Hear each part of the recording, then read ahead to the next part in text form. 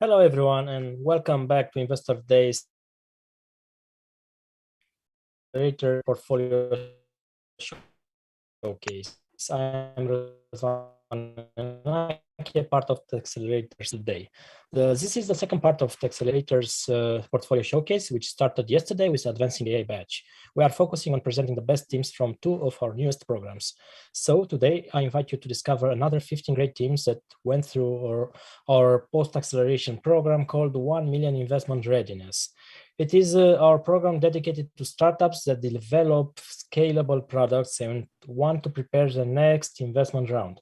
So the first batch of the program came up in a year when Techcelerator expanded its operation in Southeastern Europe to follow its vision to support founders to scale and raise successive rounds. Now we will discuss about the investment opportunities in the region, the plans for the next year, and what's behind this 1 million investment readiness program. It is my pleasure to introduce part of this awesome team and start a 30 minutes chat about this program's objectives and what motivates us to have such initiatives. I will introduce now Cristina Tsoncu, co-founder of Techcelerator, Cristian Dascălu, investor and co-founder of Techcelerator, and Silvia Ursu, investment readiness program manager. Welcome, guys, and nice to see you again. Hello. Thanks, Rizwan. Okay, so starting with a question about how did you come up with this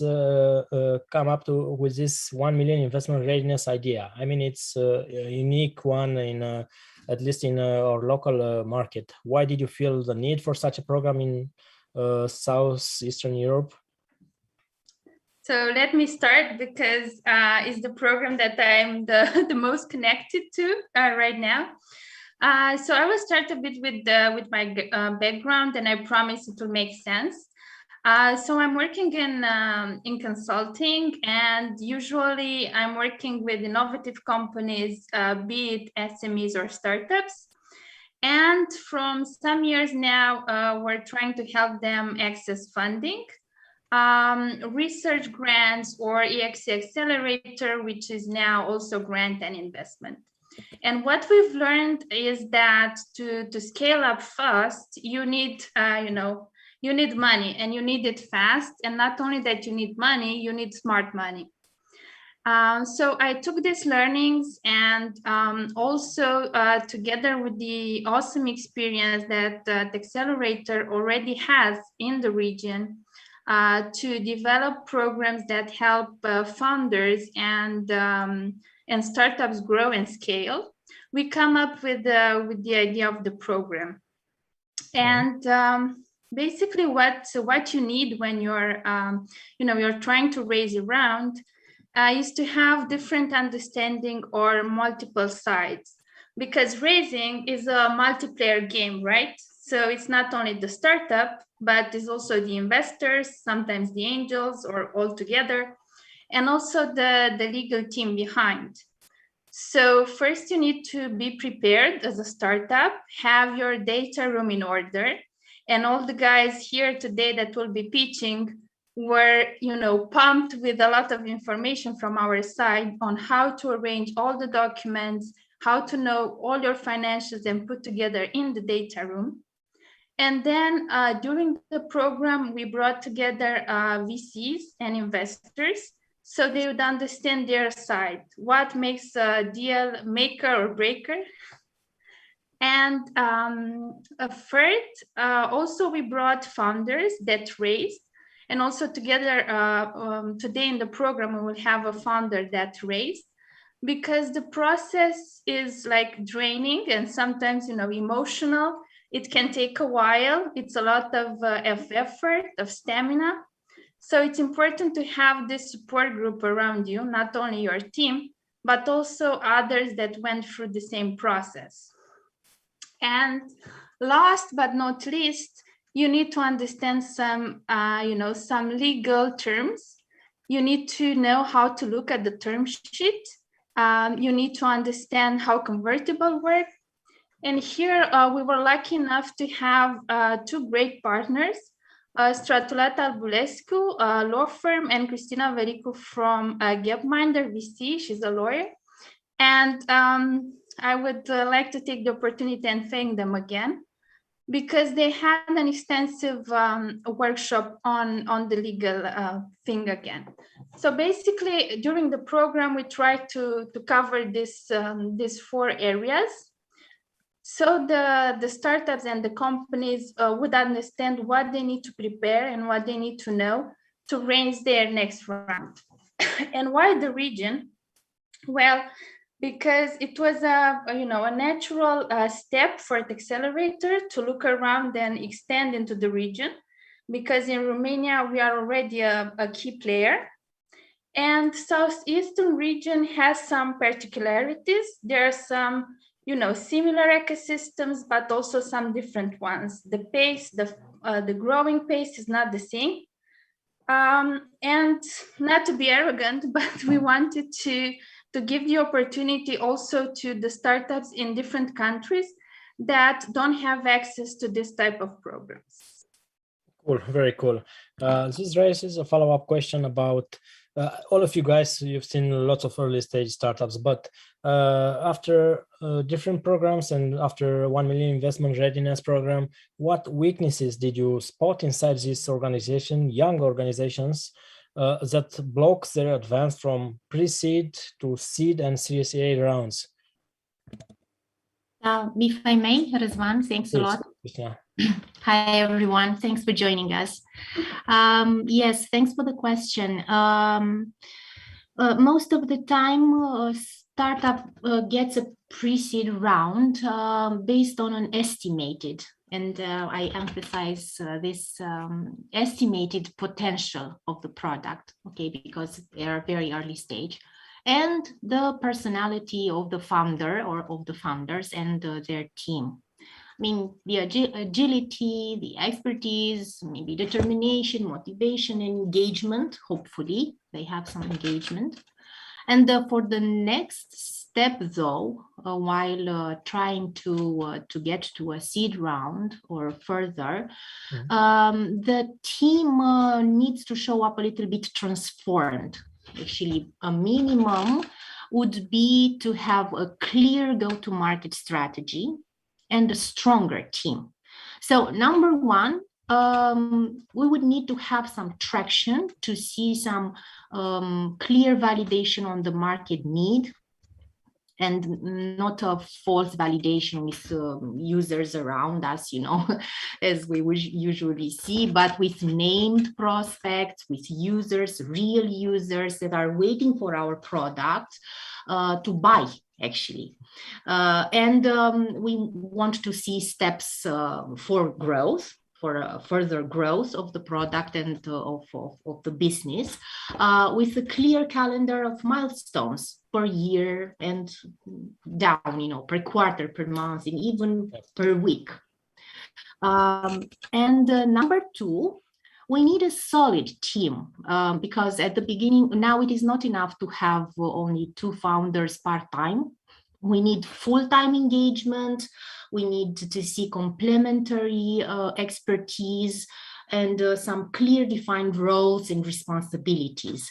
So to answer to your question, Răzvan, most of the teams that do not succeed to raise the seed round in due time, so in due time, because timing is so essential in a startup life, they have some drawbacks in these 2, either in strategy or in both, or in the team. So here we need to pay a little bit of attention. Actually. Thank you very much.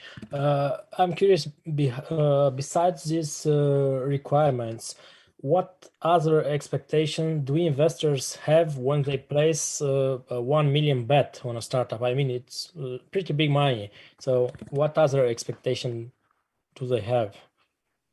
On this, I think I can add a few more details. Is the fact that it is not only about the 1 million round, but it's all the seed rounds which the companies are looking to raise. If in the pre-seed, it's okay not to have revenues and not to have a huge traction. When you start to get at the next the second round, the third round of your fundraising, you should demonstrate a good case of traction. You should demonstrate the fact that you tried all sorts of routes, from which many failed, but you remained with one or two which could scale. And those strategies are or those validated paths are demonstrating the fact that you know how to expense larger amounts of money. Because we need to be fair, the role of an early stage company is to burn money, but not only to burn it without result. It's burn money and grow fast. So the first part, the rate of burning money, it will be catalyzed, or it will be seen in the learnings which they are doing. Then they'll continue to burn good amounts of cash, but this time they should be much more efficient and put those money into good conversions. So to sum up, it's about traction. We should see traction, and then as investors will be much more open toward and much more fast into deciding on which company to choose. And of course, there is a good competition between startups at this level, and for sure you will not have a perfect case. For sure, in venture capital, you are making risks, and they are putting bets. But in the same time, you're looking at the minimal which they should do, and there it's a pretty good competition between companies. For sure, you'll not put money in the companies which or you'll choose those which show a better story, which show a better tactic towards expressing those money in regards of obtaining much more traction and getting towards users, and not necessarily huge revenues, but the sign of revenue. It demonstrates the fact that traction, it's a good traction in the right direction, not in the direction of some users which will not also put their card into your website. So, considering all this and the fact that we don't see so many 1 million euro rounds in Romania, can you highlight a reason why? So to start with, I think we are seeing more and more rounds of 1 million compared to what we had before. So late seed rounds, which is a great story for Romania, and also in the region we are seeing similar things.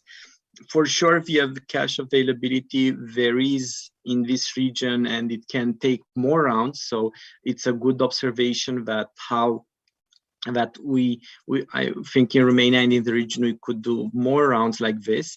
It is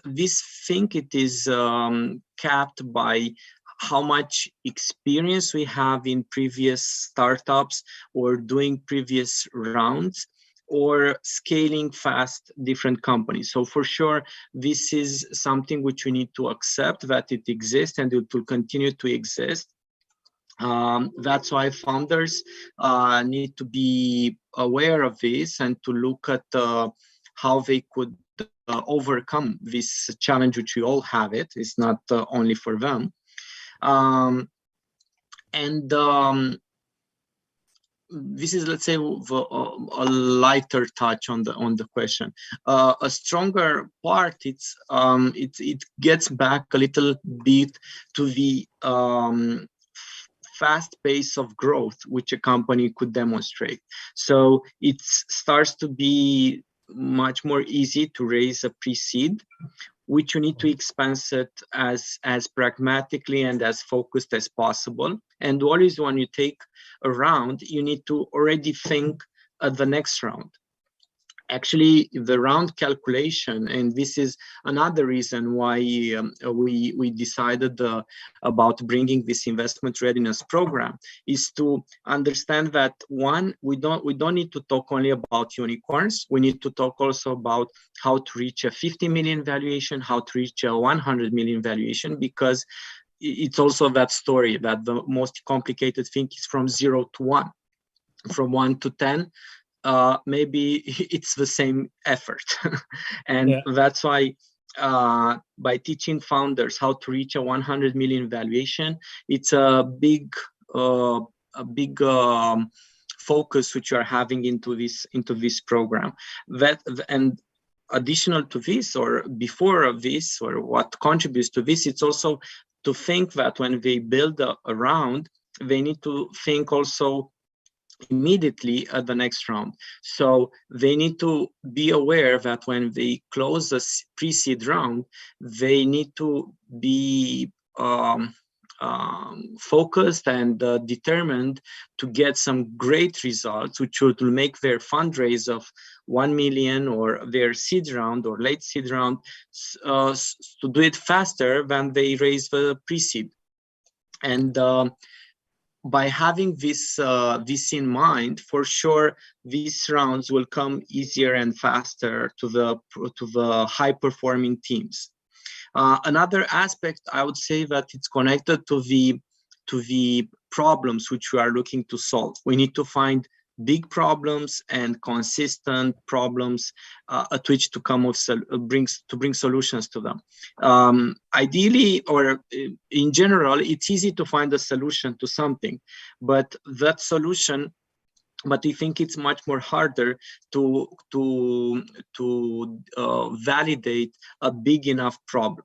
So this is another component which, for sure, if founders are taking this into consideration, we'll see more rounds in terms of seed rounds, late seed rounds, which I think are a key. Actually, the gap in the world are the rounds between where they were around three years ago. The gap was worldwide was at between 200K and 900K. So this is the seed zone. Under 200K you have a pre-seed, and it is dimensioned also for our region. The seed rounds around 200K, 900K, which is a big enough interval. But it's a gap overall, and actually it comes also connected with that valley of death, where many startups are disappearing. Mm-hmm. Okay, very interesting what you said, and just to add another layer of the stories you've seen in terms of valuation, most of them will be in 50, 100 million valuation. Not all of the startups will be unicorns, so it's better maybe to have some intermediate targets and aim to. Yes, and also as an exit route, an entrepreneur, especially coming from emerging economies where we don't have it yet in our DNA, this startup, all these startup paths, it's to grow a company, sell it fast, and redo it, or get back at the start with a new idea. For sure, that idea would address a bigger problem, a smarter way to solve it. You'll already have a network of investors around you. You'll be having a lot of results at your belt, which you can showcase and demonstrate. So this is another strategy. Or you stay and you take a big game, or you do fast game and exit out of it with your first startup idea. Exit it at 50 million, at 100 million. I think also for the investors, it's a good enough return.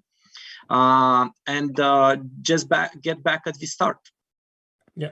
And Great. be that story of serial entrepreneurship, which is it's a big thing, and it is easy to understand it, I think, for everybody, and it's a good desiderate for many of us, I think. A selling point for future startups to be a serial entrepreneur. It will be like a golden ticket for every entrepreneur.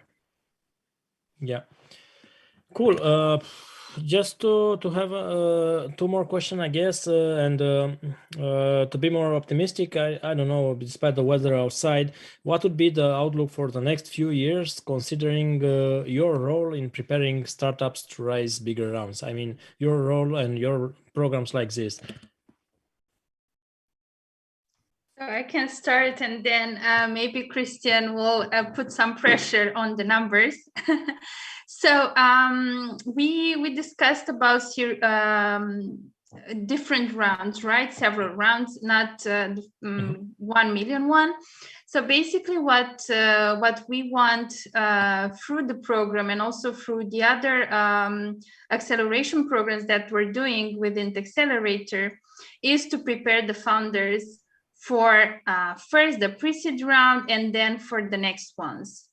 And this program is only, the entry point. And then after all of our support and other services, we want them to be able to raise other rounds.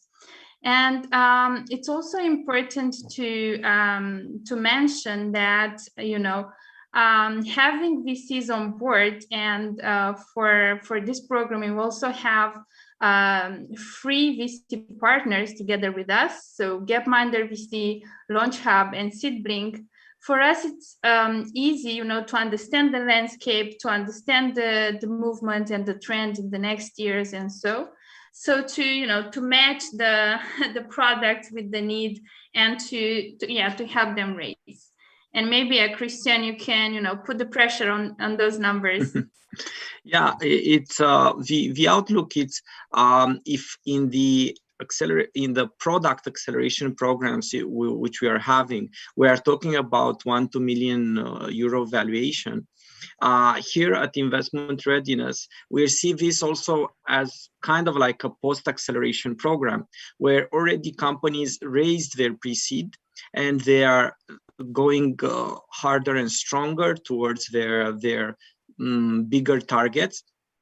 And we see it as a seed acceleration, or acceleration in the range of seed, where the focus is more put into the structure of the round, not so much on the product, on all the other business aspects, and especially on the round, how it is structured, with what investors, with what co-investors are you looking to structure, what should be the behavior with your existing investors. Do you need or don't you need new investors, bigger investors, another type of investors compared to those which you have already? And for sure, the follow-up, also because we are partnering with other funds, it's the possibility to raise late seed rounds, Series A rounds through this facilitation. And we learned that it's not only about how you take off, but it's also how you are increasing your altitude into your startup flight.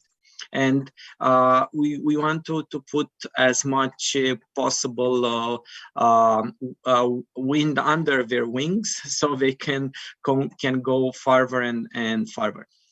This program, we will keep it on a regional program. We'll keep it open to all our alumni, because we have over 50 alumni, and also for all the other companies with which we are interacting. And we hope to meet in twice a year, or very probably it's 3 times per year, with companies in programs like this, and to continue their acceleration beyond the product acceleration. Mm-hmm. Cool. 2 more short questions, because now we are at the demo day, so the program, the first batch is over. But what lessons did you learn from the startups after the first batch of such type, and when do you plan your next 1 million investment readiness program? Okay, can I start, please? Sure. So I really love these founders. Maybe we were lucky to select great founders and products. But we've learned a lot since it was the first program. Even for us, it was a bit, trial and error. And we wanted to make it as relevant as possible for them. So we also adapt the program, within its duration. We try to integrate also some more industry focused approaches, some more one-on-ones with the ones that needed. But to sum up, what I personally learned, and I think all the team learned, is that you need to have a lot of stamina to be a founder, and also you have to be really patient and thriving when raising a round, because as I said before, it's really a draining process. And just to give you a story from like yesterday, I was asking them, please guys, send me the final pitch for tomorrow. And they were like, what final pitch? It will be final like 2 minutes before. It's never final. So the story with, the products, the teams, the business is that you never stop improving and you never stop, learning and growing.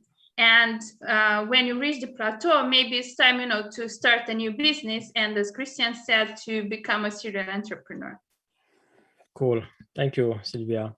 And the last one, what other programs does Techcelerator have this year? So for the founders that maybe didn't manage to enroll their idea in advancing AI in investment readiness program, what do you prepare for the last, 3 months in this year? I will take this one, if I may. Very short. Thank you for the question. Yes, we had a full year. We've just finished 2 programs. Actually, with this event, Investment Days, we are celebrating the end of 2 programs. One is the Advancing AI, the program dedicated to startups that are incorporating in their products to increase their market value the artificial intelligence and its subfields. And we have seen the alumni yesterday, in the first day of the event. And one is today, 1 million investment readiness. But we can now announce in the premiere that no later than next week, we are going to launch the second batch of Next FinTech, our acceleration program dedicated to FinTech solution this time. It is an acceleration program, a little bit longer. It takes 4 months, and it focuses on solution for looking to help the digital transformation of the banks and the financial institutions and our relationship with those. So we are waiting projects like budgeting, payments, loans, cash withdrawal. We would love to work with projects that focus their business model on underserved fintech subfields like digital lending or electronic distribution of goods, open banking, e-commerce enablers, and so on. So starting with next year, we are waiting for the fintechs to look for our channels and to apply. We are planning, because we are at the second batch, we have a little experience in working in this field. So we are planning the boot camps, trainings, and mentorship on product, like fintech challenges, product validation, OKRs. We have on sales and partnerships, because in this field, partnerships seems to be a little bit much more important as in other fields. And we have bootcamps on growth, strategy for growth, what barriers do they meet, the teams, the communication, and that, because it comes to my mind that it is worth mentioning that we have solid partners to develop and implement this program, like Google for Startups, European Fund for Southeast Europe for the Development Facilities, Stripe, HubSpot, Freshworks, Seedlings, Tech Angels, and so on.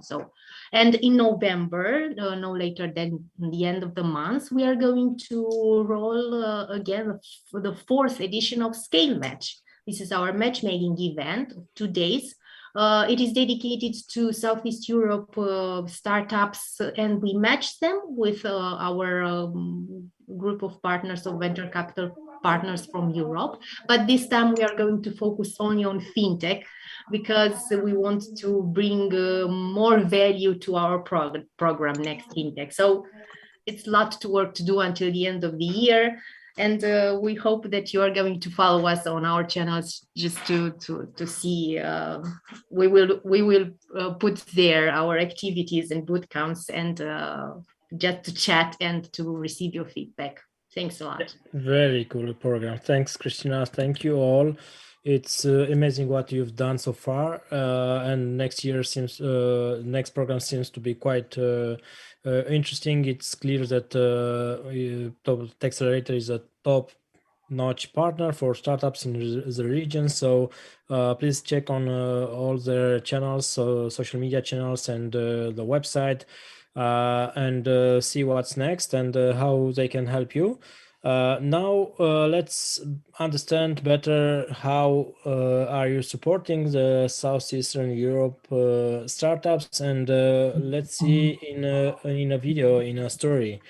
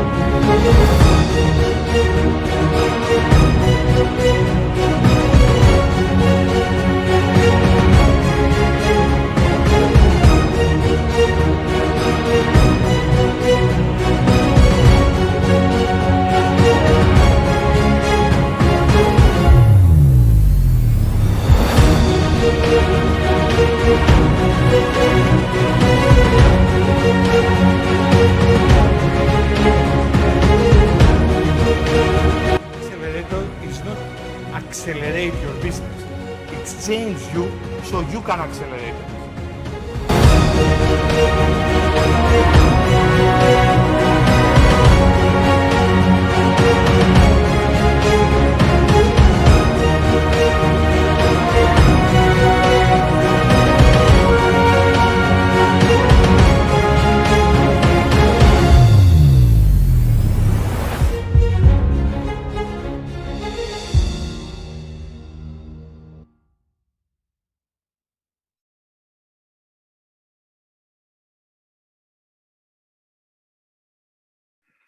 As I was expecting, this is quite a journey. I'm sure you all agree. 8 batches of acceleration, more than 80 alumni, 100 plus training sessions, and more than 100 mentors join you in this journey. So I'm sure this would not have been possible without great partners. So from me and also from you, a big thank you goes to Gapminder VC, Google for Startups, European Investment Fund, and not to mention the partners from 1 Million Investment Readiness Program, which is also Gapminder VC, Launch Hub, Seedlink, and Stratura Talbulescu Lawyer Firm. Okay, so since the 1 Million Investment Readiness Program is all about founders and raising investment rounds, we are very excited to find the story, the struggles and the results of Adrian Cernat, founder of Smart Dreamers. Smart Dreamers is the world's first end-to-end automation platform for recruitment marketing processes. So, and it's also actually one of the first investments of Gapminder VC back in 2018, if I'm not mistaken. So, Adrian, please tell us more about the good, the bad, and the money when raising your round. It was an awesome title for a presentation. Yeah, thank you, Osvan. Hi, everyone. Good to be here. Yeah, I think in terms of raising money, the story of Smartrimos is quite interesting because we made so many mistakes. So I think there's a lot of information out there regarding best practices. So I'll try to focus on the mistakes that we've made. Just to give you an overview, so far in the cap table, we have 7 business angels and 2 venture capitals. So there's quite some experience in terms of raising money. And with that said, I'll share my screen to go over the presentation.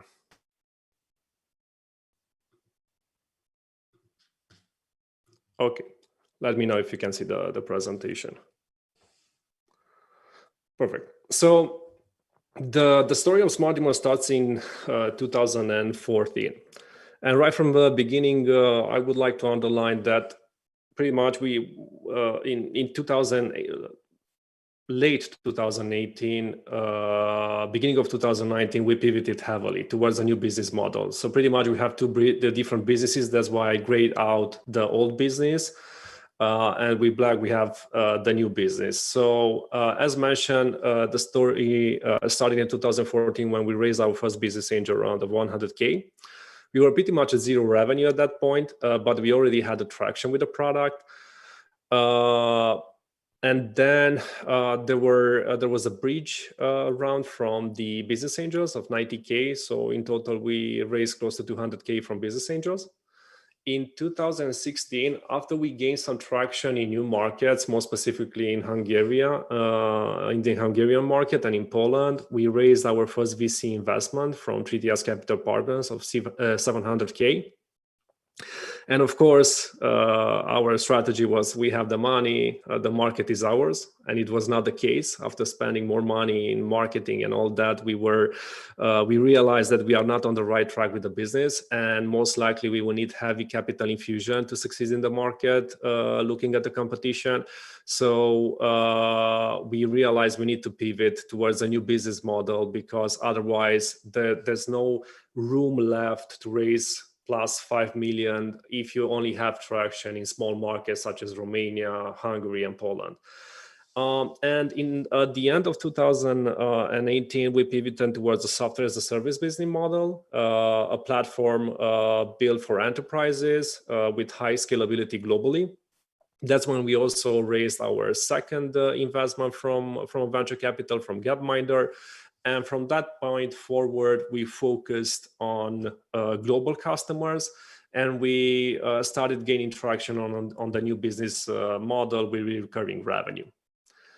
So in total, we raised approximately, there were other bridge rounds, approximately 2.5 million, from which 1.5 million was spent on the old business model. So definitely it would have been much better to spend the entire 2.5 million on the new business model. But however, there's a high probability, I would say, for most startups to pivot. It depends on how aggressively, but there's a high probability you need to pivot. It's very rarely comes that your assumption is right from the beginning. And I think UiPath, it's a good example of spending 10 years on a business model that was going pretty much nowhere. So to give you a better picture in terms of traction, this is the monthly recurring revenue. On the old business model, we had project-based revenue. So basically we had no recurring revenue. That's what made it difficult for the business to raise new rounds. And again, as mentioned, we required heavy capital infusion to compete with the players we were competing back then. On the new business model, except 2020, which was a difficult year for most players out there, we were pretty much on a steady growth. Okay, with that said, the mistakes we made when raising money. So by far, one of the first mistakes we made, we raised our first investment round from a venture capital too soon. So the business angel round in terms of timing was good. Again, as mentioned, we had a product, we had some traction in terms of users, so it's a right time to talk with business angels. But however, raising venture capital, from my point of view, from my experience, requires for you to have a good understanding on, do I have predictability in my revenue? Can I grow the business once I have the venture capital in the cap table? because if you can't grow, things will get quite complicated. And I have another slide of understanding how investors see a business to emphasize, to have empathy with the investors. So and again, that was raised too soon. We were, let's say, quite aggressive in pivoting the business, so that helped. But however, again, it's not the ideal scenario to have your business in.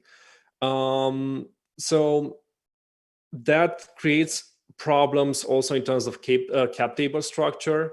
So if you raise, let's say, 2 million from VCs, but you cannot reach the point to raise the next 10 million, it creates problems because it will dilute your cap table and you will not be in the poise to raise your next round. And this is not only for venture capitals, including the first investment. So the faster you grow, the more healthy your cap table will be.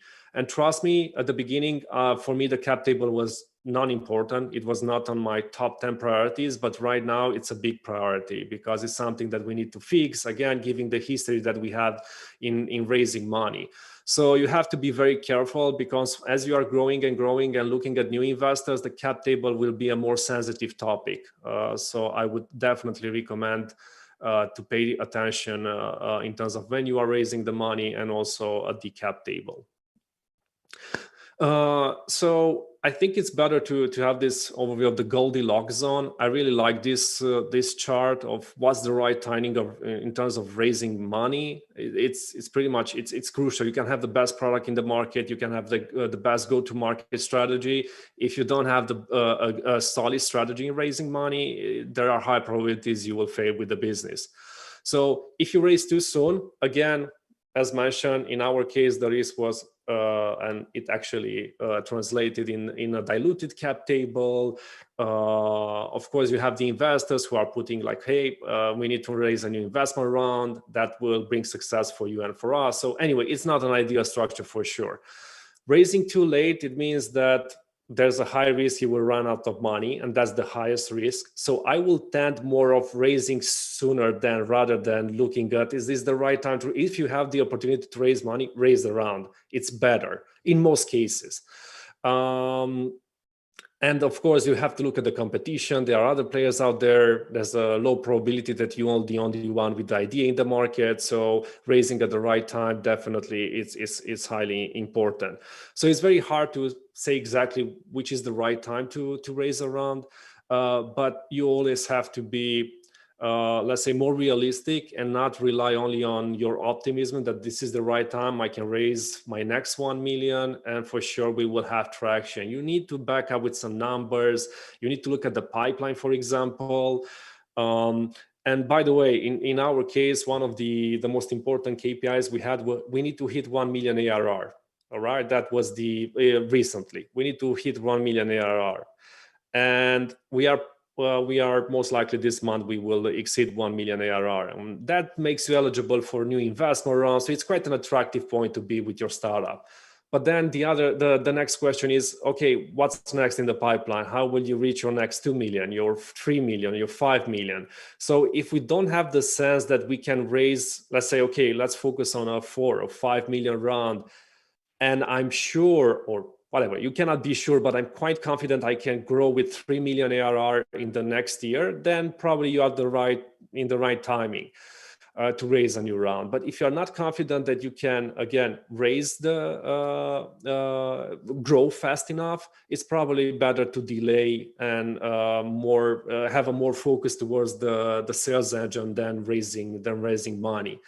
Again, one example comes in my mind from a startup from the US, which a player in the talent acquisition space. They raised 30 million.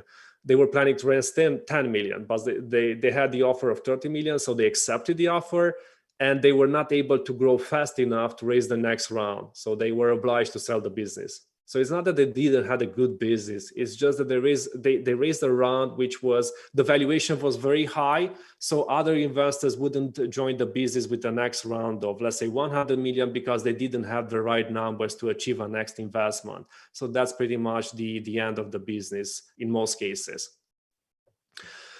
So again, I think it's important, and I'm not saying that I'm understanding investors very well. I mean, I'm understanding them better than I did like 5 years ago for sure, but I'm not an investor. But I would say that there are three most important stages in an investor. Either it's a business angel or venture capital, but it's more valid for venture capital. So it's important when they invest. It's important when the next investor will validate the business with a higher valuation. That's important for all investors. And of course, when they exit. And if it's Dom Perignon, it's good, it's a good exit, it's not a fire exit or whatever. So those are very important. So again, once you enter in a partnership with an investor, again, it's a business angel, it's you name it, you need to understand it's not only your need in the business. You will have a partner. They also have a need. They will help you with the money. They will probably help you with the network. But the outcome for them is to have a next investment round and a next investment and then an exit. So if you have this, if you understand and have empathy with the investors, I think there's a better probability to have a better relation overall in the board meetings with them. And again, the longer it takes to reach the next stage, the worse overall. Everybody wants to reach the next phase as soon as possible, and take into account that this doesn't apply to business angels. So for them, exit doesn't have a deadline, but for venture capitals, it's usually around 5 years after they invested in the business. So again, this is important because if you are not growing fast enough, you might have a partner in the cap table that has to exit, and that will put pressure on your business. So sweet and short, I leave room from questions. This is a very, let's say, a simplified and a synthesis of our experience of raising money. Thanks, Adrian. These are like incredible lessons for anyone in the startup space, and you've learned them the hard way, I think. But I have some questions because I found very interesting the Goldilocks slide, which you told us, you showed us, and about finding that Goldilocks zone for raising money seems like doing surgery. So when do you know, or could you know for sure that is the right time for a round? So it's difficult to say the exact, but I would say like for the first round, for sure, I would not pitch a business angel just with an idea. Mm-hmm. Maybe I have the background, maybe I have 3 exits and 2 of my investors were excellent Sequoia, then yeah, I'm confident enough to go and pitch just my idea because they will see my track record. But however, let's say that scenario is very unlikely. So I would not pitch just an idea. I would pitch more like, here is my idea, plus here is the product that's already in development. There has to be commitment from the founder side. It's not an easy process. And again, just an idea, it's pretty much nothing. It's all about execution.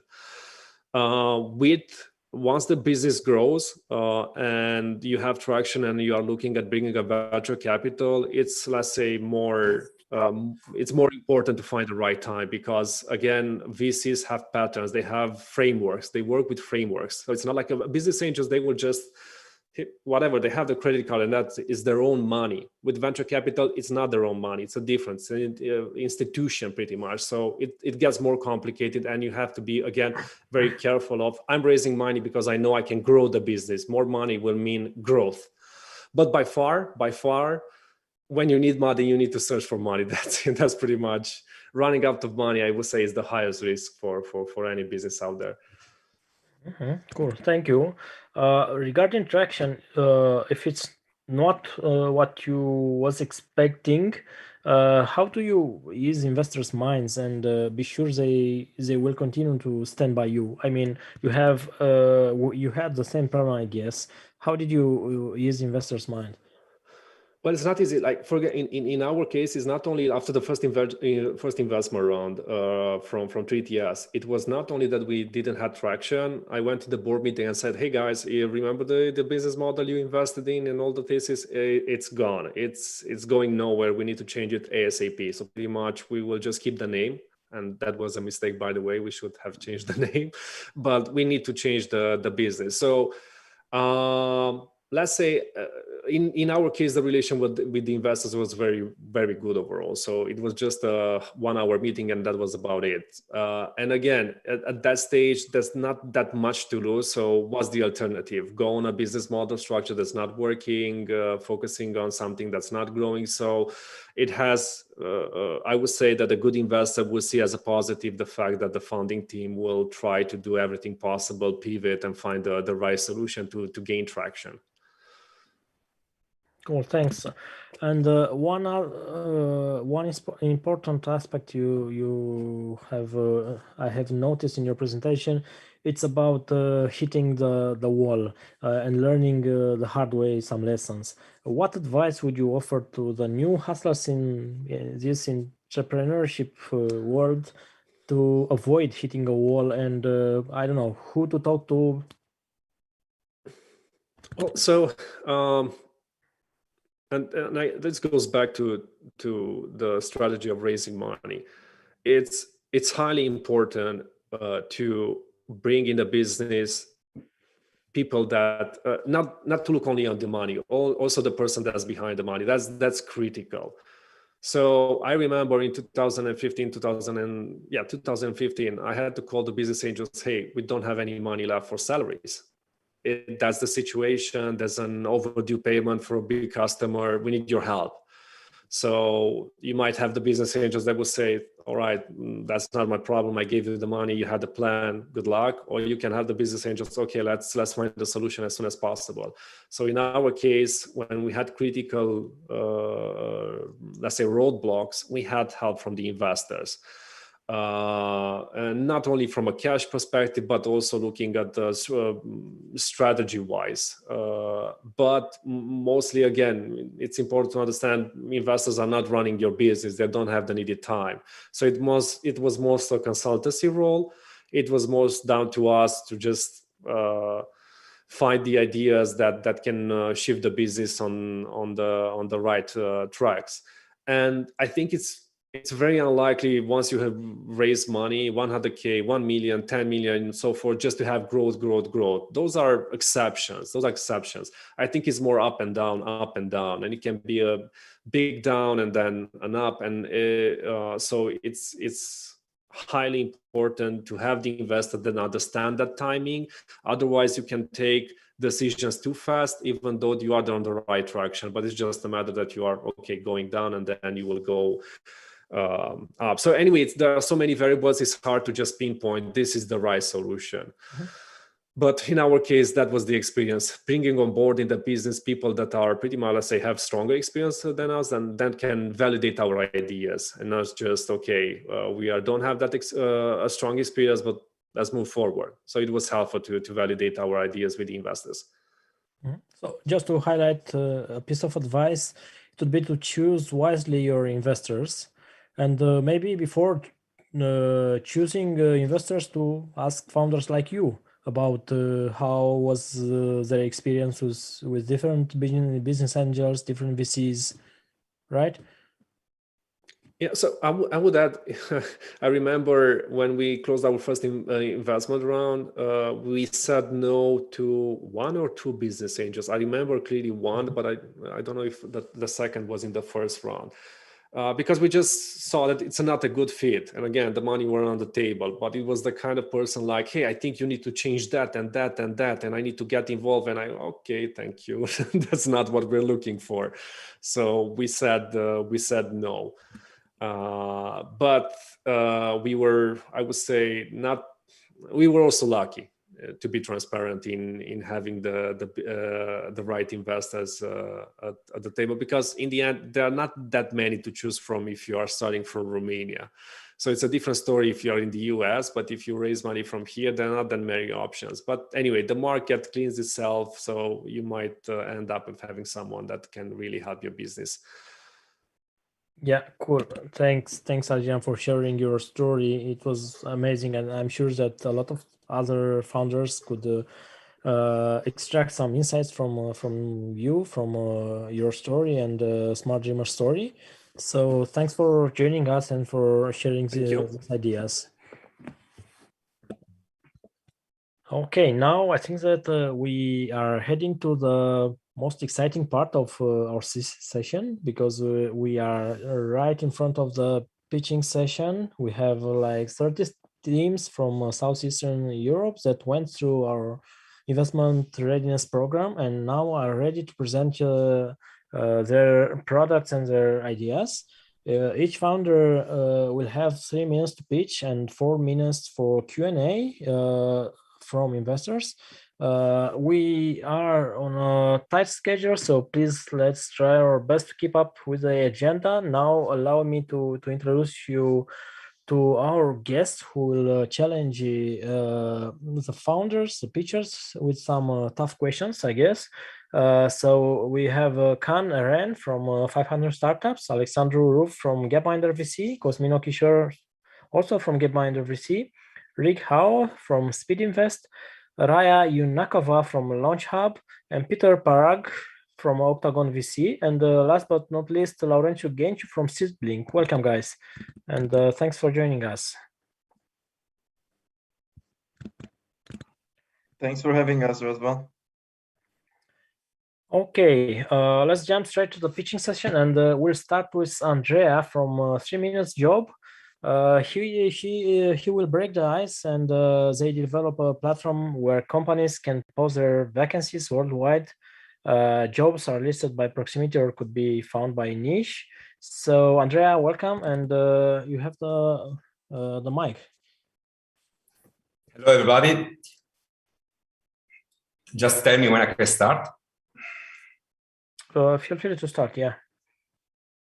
Okay, so hello, everybody, once again. I'm Andrea, have 10 years experience in international human resources. Before that, I was an international student, worked, lived, and studied in 5 different countries. And during this time, I faced many issues when talking about international hiring. This is why 2 years ago, we started to work on 3 Minutes Job. Yeah, and don't forget to share the screen.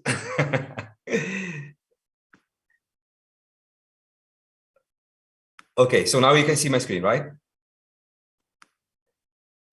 Okay, so 3 Minutes Job is the only social cross-borders video recruitment platform based on new generation needs and emotions. We connect international job seekers to worldwide recruiters, facing the common problem when talking about international hiring: low trust, lack of transparency, local unprepared recruitment platform, and unequal treatment. We came out with several solutions, such as video CV, video job description, benefit filter, transparent salary, live currency converter, international posting, and no more physical borders. And a unique attention to diversity and inclusion. We created 6 badges which are used by our customers in order to break down the lack of trust by certain categories of applicants.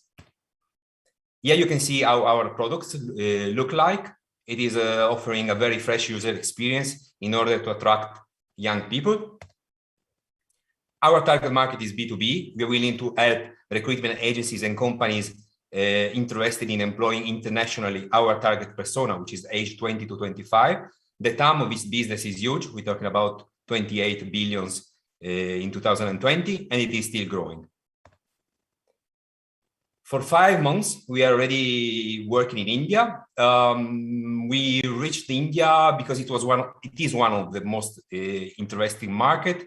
It is the country with the highest number of migrants. We're talking about 18 million people. And yeah, most of them are interested in coming to Romania. Traction. Nowadays, we have 30,000 users in the platform, 3,000 jobs, 3,000 recruiters. Our users are from 123 different countries. We had 500,000 website views. We're very active on the social media with 30,000 likes on Facebook. Our business model is based on a monthly membership starting from 100 to 400 euros. We are now raising 250,000 euros in order to reach the break-even point and a monthly revenue of 100,000 euros.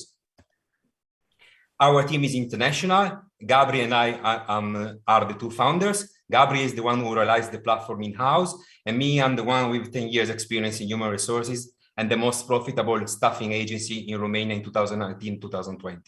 Thanks for your attention. Thanks, Andrea. Now it's time for questions. Our investors could ask in 4 minutes some questions, please. I have a quick one. Hi, thanks for the presentation. I was wondering whether there is a technical edge or a technical competitive advantage in this field. Is it possible, or it's more like a marketplace game where you should have the most applicants and the most recruiters? Sorry, let me stop sharing. Okay, our real advantage is to help those recruiters internationally. I will come with a real case. Hotel in Dubai willing to employ waiters. He can employ waiters from India, Bangladesh, Nepal, Romania, Ukraine. Now he needs to log in 5, 6, 10 different recruitment platforms and subscribe, pay, have 10 invoices and so on. Thanks to the 3 minutes job, he can bring people from those territories. And when he's posting a job, like the Facebook ads, he can select the audience of the job.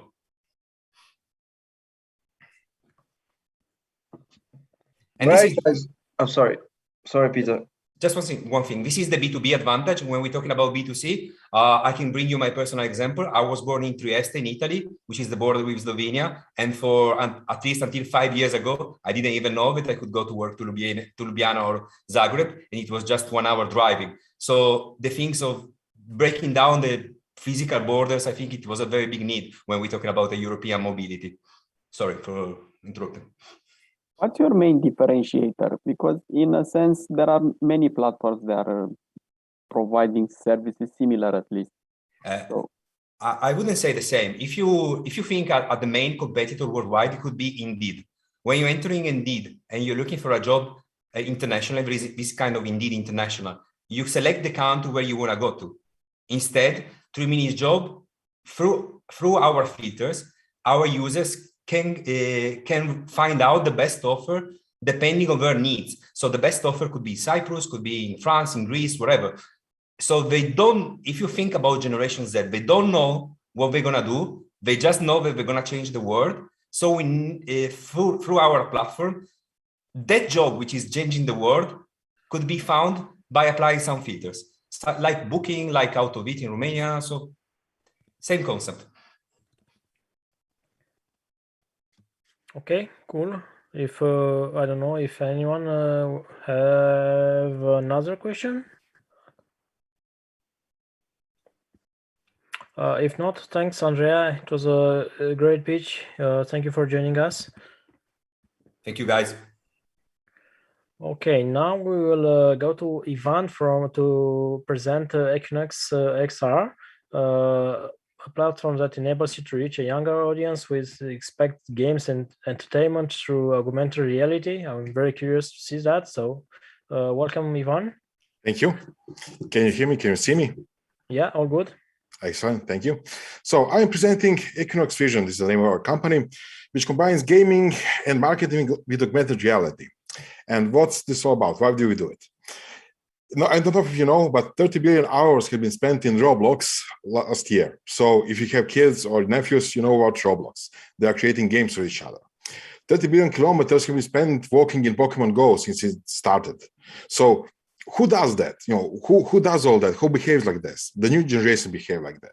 How do you engage them if you are a marketer? How do you engage them if you want to sell them something? Conventional approaches, outdoor advertising doesn't work anymore. What works is that we offer them creative tools, we offer them a library of content to remix, we offer them integration with business services so they can actually do business in this entertainment and gaming world. We offer them possibility to integrate with third-party businesses, and we offer them all of this through a community and a cross-platform approach.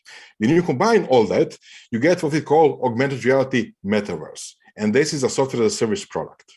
Our roadmap is to get to this point of doing a metaverse consists of several phases. And we are here in this phase where we have our MVP, we have initial customers and traction. We are going to have more than 75,000 euros traction revenue this year. And this is only going to increase rapidly in the next years as we expand. Our next step is to create a platform, a web-based tool which enables easier content creation that we have right now. And this is why we are raising money. So we are raising money to expand our current business and our current offerings to our clients.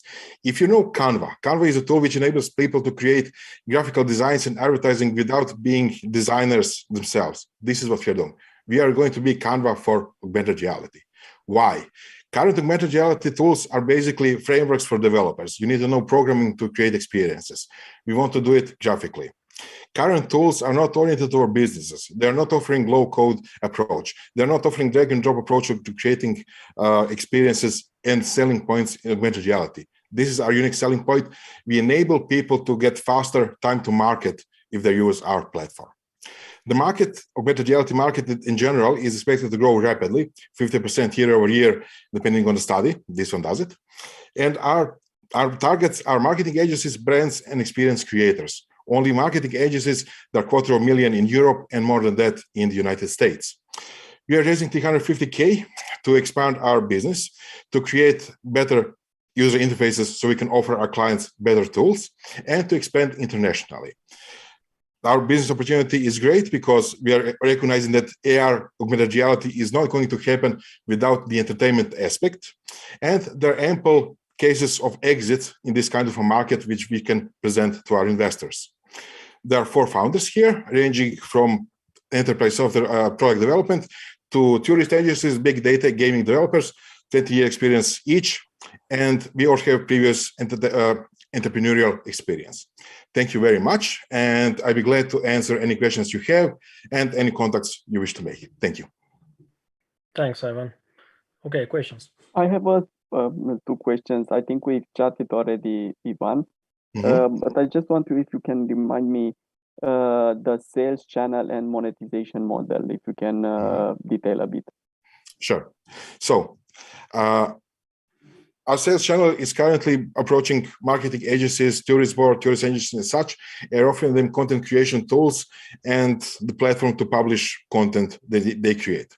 Currently, we are also offering services to create some of that content, but the long-term idea is to get rid of that kind of model and to be purely SaaS based, which means that we are offering through licensing, through monthly recurring subscriptions to our platform.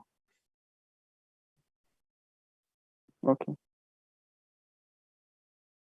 Okay, thank you. And how much would the subscription be for a product?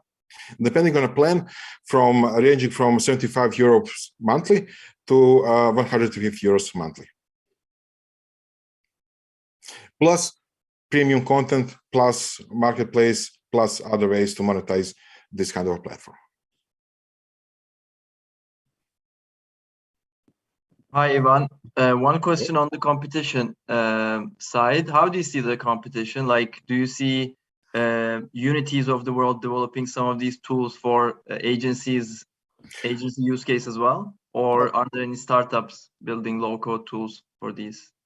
Well, completely a mixture of both. So unities and similar companies are creating tools for developers. We are not addressing developers themselves. Yep. So our approach is not to have a white box creation tool which creates apps, because clients who create those kind of apps need to publish them on App Store and Google, and it's a complicated process. What we are creating is a platform, right, for content creators. So if you create an AR experience, you do not publish a new app for your company, right? You publish a branded, we call them layer, in our app. The metaphor here is similar to, for example, Facebook pages, right? So there's only one Facebook app on your phone for multiple different Facebook pages. And it's similar for Instagram profiles, etc., etc., etc. Only this is done in augmented reality. So instead of having each museum, each tourist destination, each project having their own apps, we are creating a platform to integrate them all into one app or platform. Okay, great, Ivan. If you don't want to share any more data on the presentation, you can stop sharing screen. And if anyone have any other questions, we can take one more. So please. Sure. No. My question would be here: why wouldn't Canva go into AR, for instance, as well, or something similar? Well, it is completely different in the technical sense. The end output of Canva is either a video or a JPEG image or something like that. The end here is a, let's say, multimedia game-like environment. Like it's not a static product like an animated GIF. Okay. And what is your burn rate right now? And I've seen your what is your burn rate, and how many of you are full-time on the job, on the business?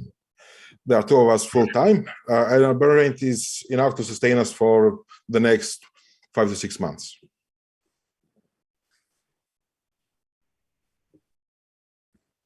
Okay, cool. Thank you. Thanks, Ivan, for being with us and for the presentation. Thank you. Okay, now we will let's see how call centers are brought to the next level. We welcome Aaaand from RepsMate. Okay, Aaaand.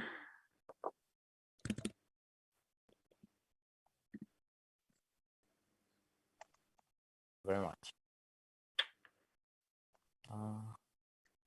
Great to see you. Okay, can you share the presentation? Okay, can you see my screen?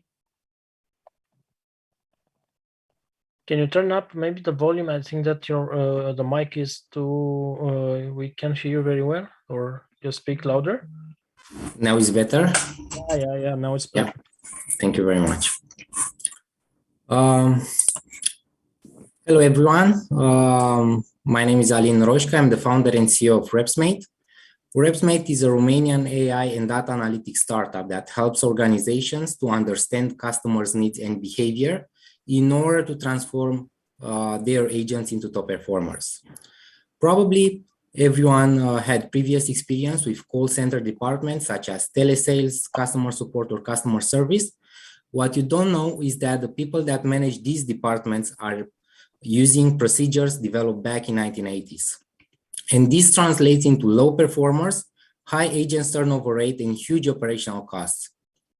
We've developed an interactive and supportive work desk environment to help managers to increase their agents' efficiency. Furthermore, based on call center managers' feedback, we've achieved a cost reduction of the quality management procedures by 80%. Our vision is to give a Superman suit to each call center agent. And to achieve this, the second version of RepsMate will integrate a specific mix of technologies and features. I would like you to imagine that every time when you speak with a sales or support agent, he understands your needs. He knows how to address them, and even more, your opinion matters. This is how RepsMate's plan to increase your satisfaction by guiding the agents through your unique journey using AI and deep learning. Our main competitors are focusing on generating insights, and we are doing this too. But the true solution in solving all problems is to transform all these insights into actionable insights and to augment with them the voices of organizations all over the globe.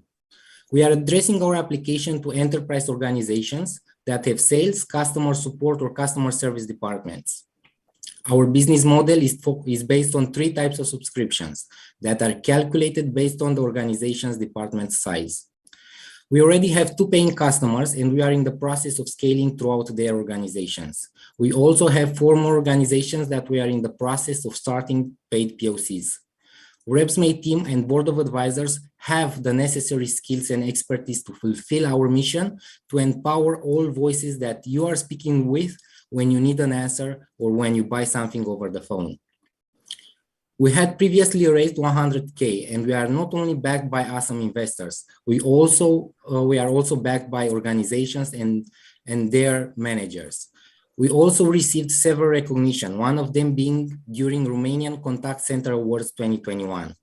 We are looking to organize a seed investment round of 500K that will help us to add 3 new languages, onboard 3 to 5 multinational customers, and reach an 1 million ARR. RepsMate makes interactions and the human behind them counts. Thank you very much. Very cool, Aline. Thank you. And now it's time for questions. Aline, can you give us a little bit of a better idea on who else is in your space? In terms of competitors? Mm-hmm. Yeah, so we have some awesome competitors actually. One of them being Gong. We really like what they are doing, but still they are focusing on generating insights. They had raised last year 200 million euros at the evaluation of 2 billion. This was happened after 5 years of incorporation. And what are you doing differently to them? So we transform all the insights into actionable insights. Basically, we take all the informations that we are gathering from customers and agents, and we start guiding in real time the agents. Mostly we tell them what to say in certain situations, how to act, if the emotional mood is not the right one, and so on and so forth. A couple of questions probably from my side. So firstly, what kind of data are you trying to gather? Because you have unstructured data, you also have structured data. Are you handling both type of data? And secondly, what kind of deep learning model are you trying to build out of this? So we are trying to build a model that is segmenting the speaker behavior throughout the big 5 psychology traits.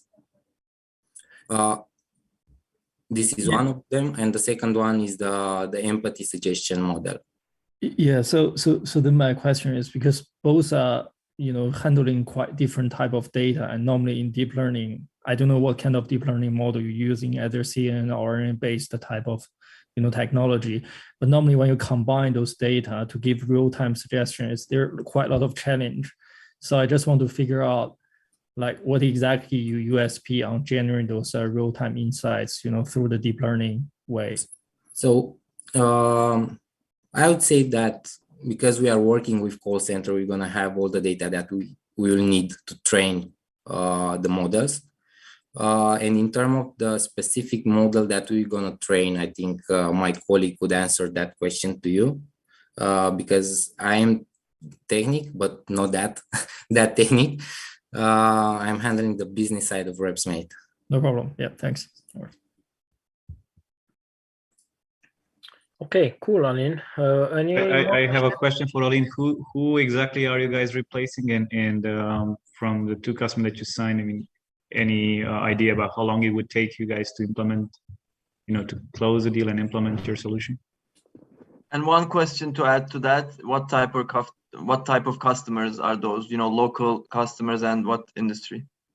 Okay, so both of customers are already paying.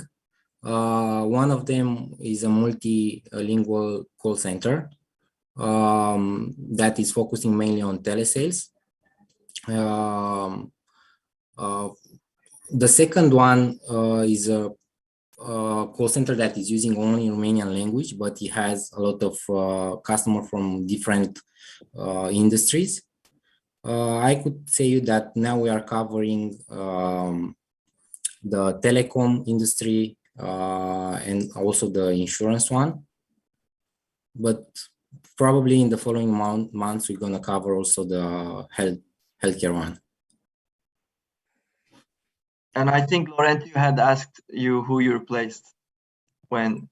Who we replace? Yes. Yes, Were are they you using the replacing? intelligence platform before? No, we are not replacing anyone. Actually, we are enhancing agents. So we are not building a chatbot. We're gonna replace the agents. We enhance them by giving them all the information and tools that they need in order to increase their efficiency and also to increase the customer satisfaction. So you're saying you're not installing it on top of anything. You're not reutilizing any of the other systems. You're just Okay, we are installing it on top of the VoIP application that they are using in order to make the phone calls. But actually, we're gonna take those recordings. So for now, we are not doing it in real time, so we can use the recordings that they have, and we integrate with the VoIP provider.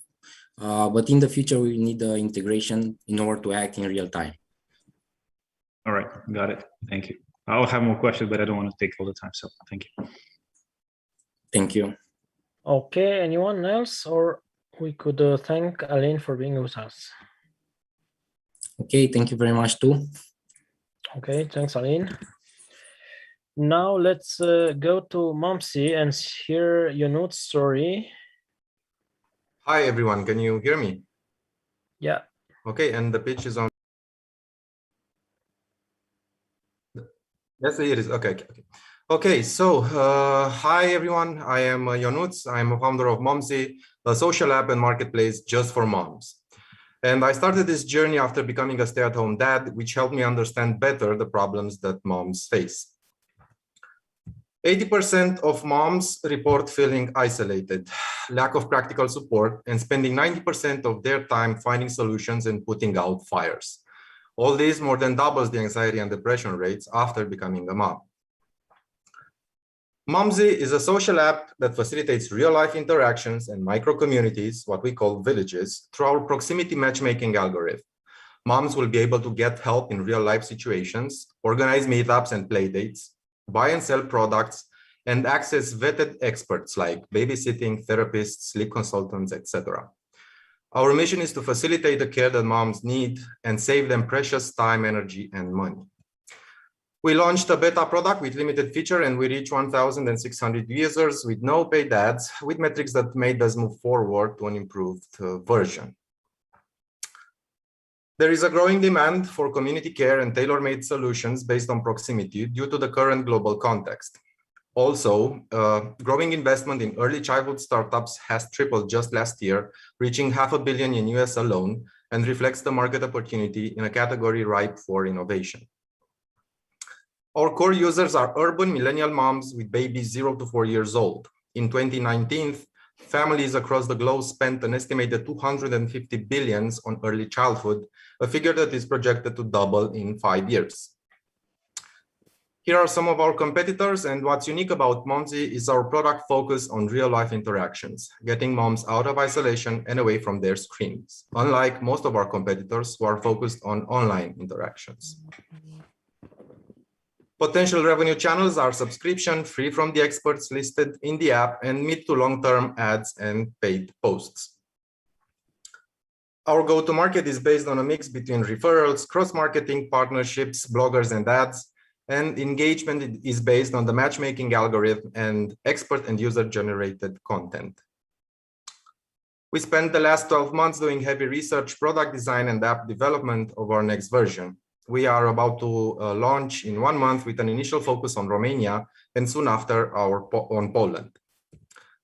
Our core team is well seasoned with a complementary skill set and background in successfully launching and growing digital products. Special mentions go to Paolo, our product design advisor, and Mihai, who joined as business angel and tech advisor. We are looking for 150K. To date, we raised 77 in totals, self-funded and angel investment, and we'll use the funds for early go-to-market and product improvements. We also plan to close our next round within 6 months since going live. Thank you very much, and I look forward for your questions. Thank you, Ionut. Thanks. Do you have some, I don't know, analysis studies on acquisition cost that may be on let's say outside on outside markets.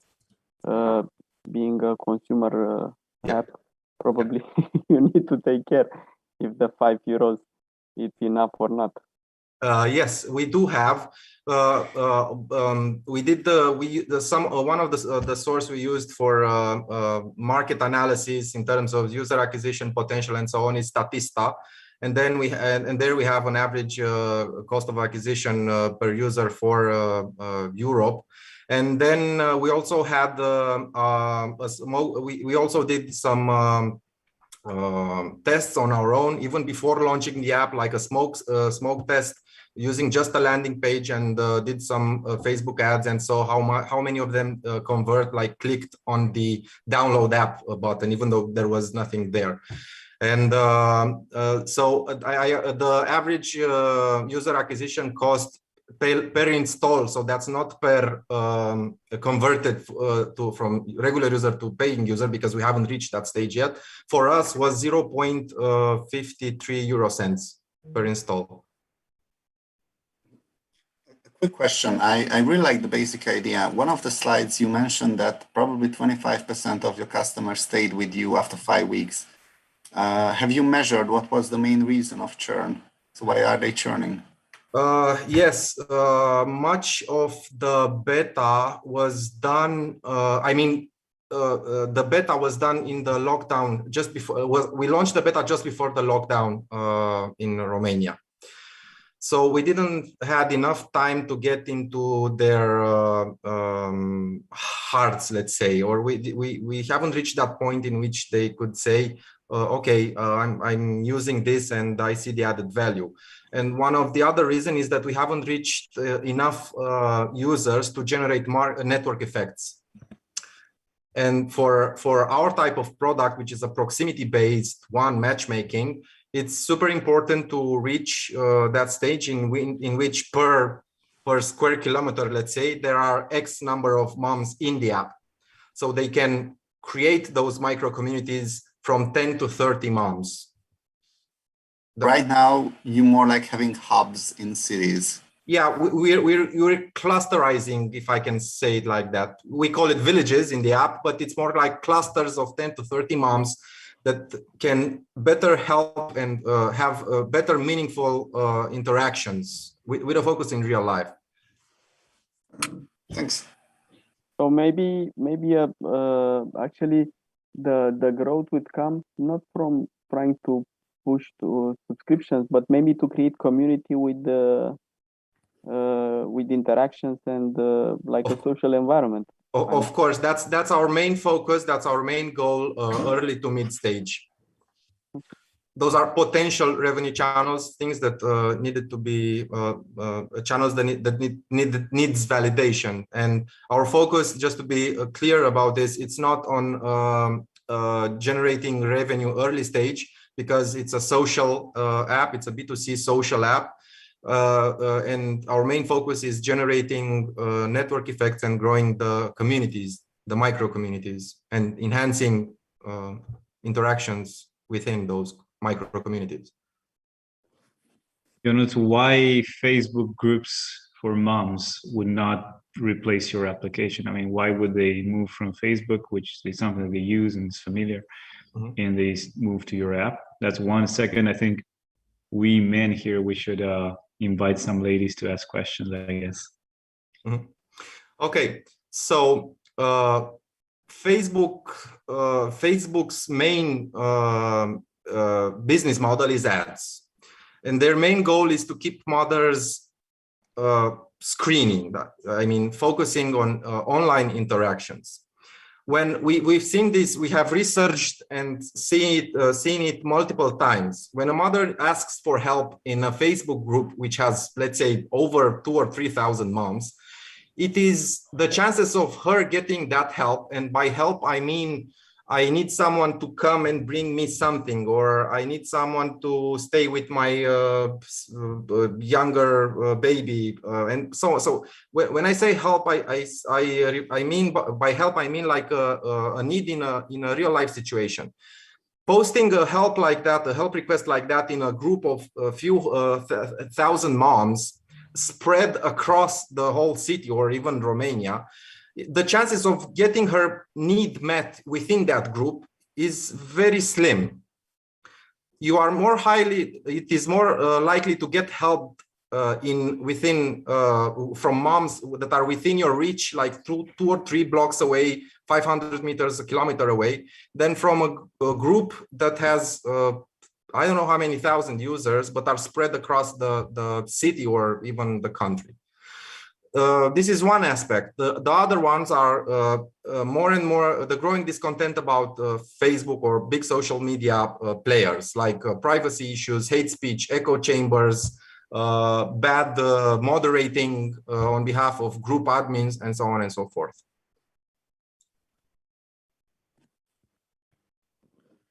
Okay. I hope this answers your question. If anyone have any more questions, please. Do you plan to engage with the community as a company? Because you mentioned several times that you want to bring the interaction offline to an extent. Do you plan to kind of push that yourself, or do you expect it to happen naturally among the subscribers? We need to push that before we need to make that a habit. That habit already exists, and it's latent, and it's under the form simply put, we need to push that. And like, for example, we need to our plan is to partner with local event makers. Like, I don't know, there's a ballet for young children in the area, or a coffee shop mom friendly, and we need to facilitate put those events offline. We need to list them and promote them within the app, so they can know, okay, there's something happening in my area that I did not knew until I was on Momsy. So we're going to actively do something about that with other stakeholders that offer services and products, baby and mom related. Sorry, just a quick question on the team, who you are currently and who you plan to hire within the next months. Can you repeat, please? Who's on the team currently, and do you have any hiring plans in the next few months? Yes, that's the second question.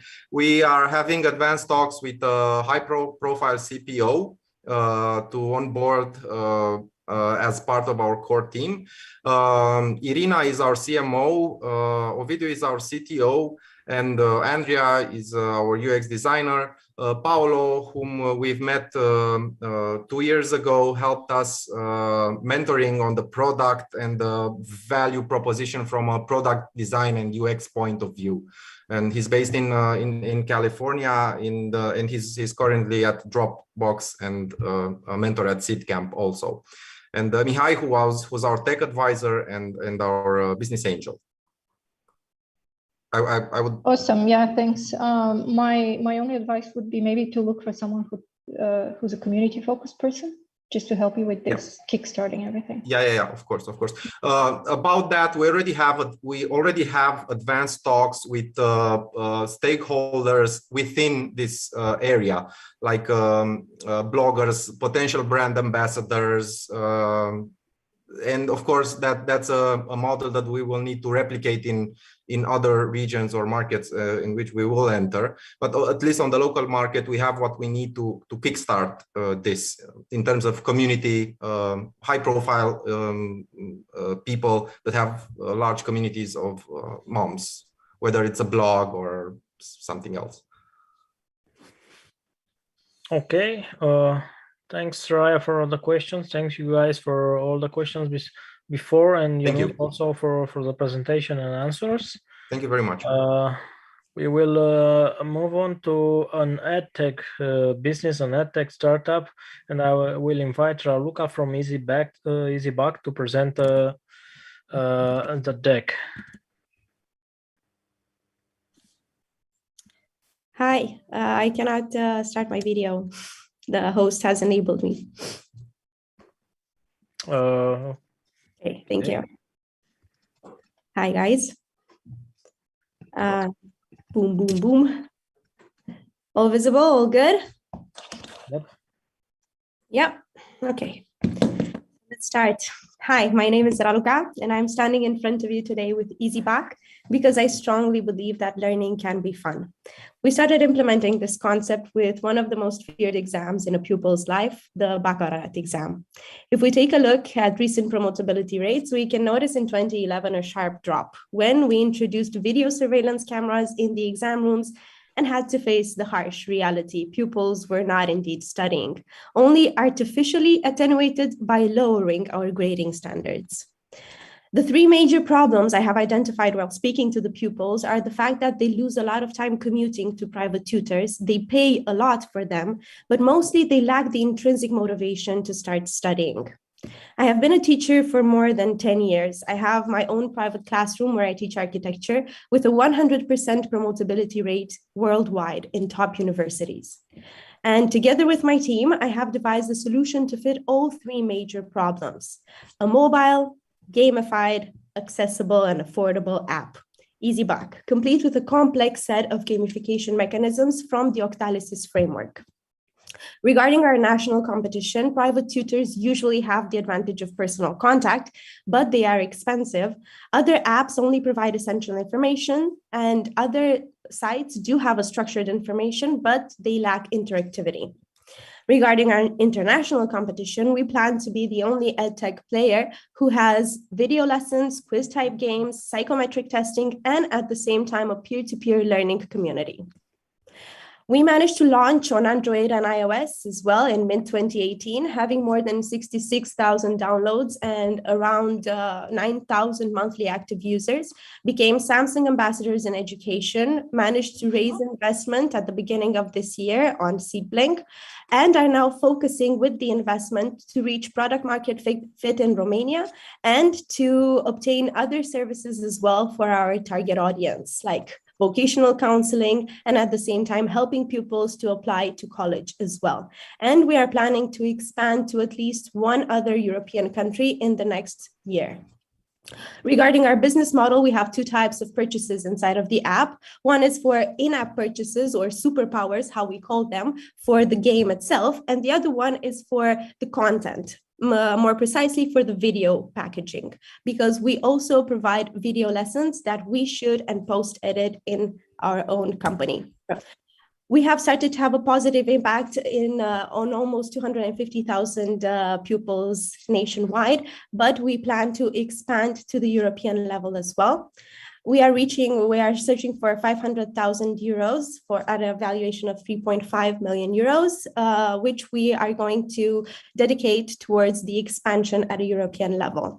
We are happy to have a lot of expertise from teaching to administration and to gamification, and together with our mentors that provide valuable advice and our sponsors and our partners as well to grow along the way. Thank you. Together, we are EasyBack, and we are standing in front of you today because we strongly believe that the future of the world depends on the quality of education we provide for our children. And we hope you feel the same. Very cool, Raulka, and thanks for presenting us. Are you ready for the questions? But of course. Tell me a bit, so you are addressing the product to the parents or to the kids, because who's actually paying for the app? Well, one is the user and the other one is the client. And the users are the pupils, and sometimes the clients are as well the pupils, because at 17, 18, most of them have their own credit cards. But even if so, they are independent financially, most of them for the educational part require their parents' funding. So yes, our clients are, and main stakeholders for the revenue are the parents, but the users are the pupils. So the average of 15 euros, that means it's a monthly, or it's for a session of, I don't know, 3 months or 6 months, or? It's monthly. It's monthly. Yes. And usually for how many months they stay locked in the system? For around 5 to 6 months. And that was the average for in-app purchase component, right? So not everyone does the in-app purchase. So average revenue per user must be lower than that, as far as I understand. like on the total user base? Yes, it's a bit low. I mean, we have an average for the in-app purchases for the superpowers and an average for the video content. If you want, I can reach. So I think Alexander is trying to go to the unit economics calculation. So we should calculate it through the average overall average revenue per user. The average revenue overall is around €9. €9, okay. Yes, at the moment. And how many paying users do you have? Well, we introduced the monetization part 3 weeks before the baccalaureate exam, because that's when we also had the video package for the Romanian part for one subject ready. And we wanted to test to see how much it was. And from the funnel, around 3.2% were paying users for the video lessons.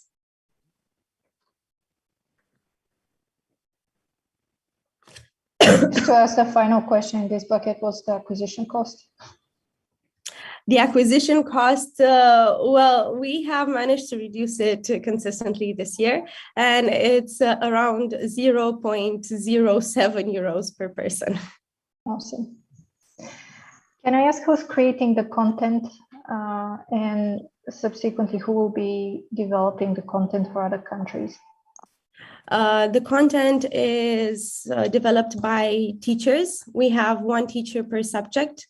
We wanted to reach the best teachers, so we had an entire part of interviews with teachers because we wanted the best teachers to be able to reach most of the children in Romania. So we have one teacher per subject, but besides the main teacher who actually regards the whole content and makes sure that it's a good quality content. We also have students that were participating in Olympiads in those specific subjects, and they are passionate and fascinated by the subjects, who also provide content. So now we also have partnerships with the inspectorats.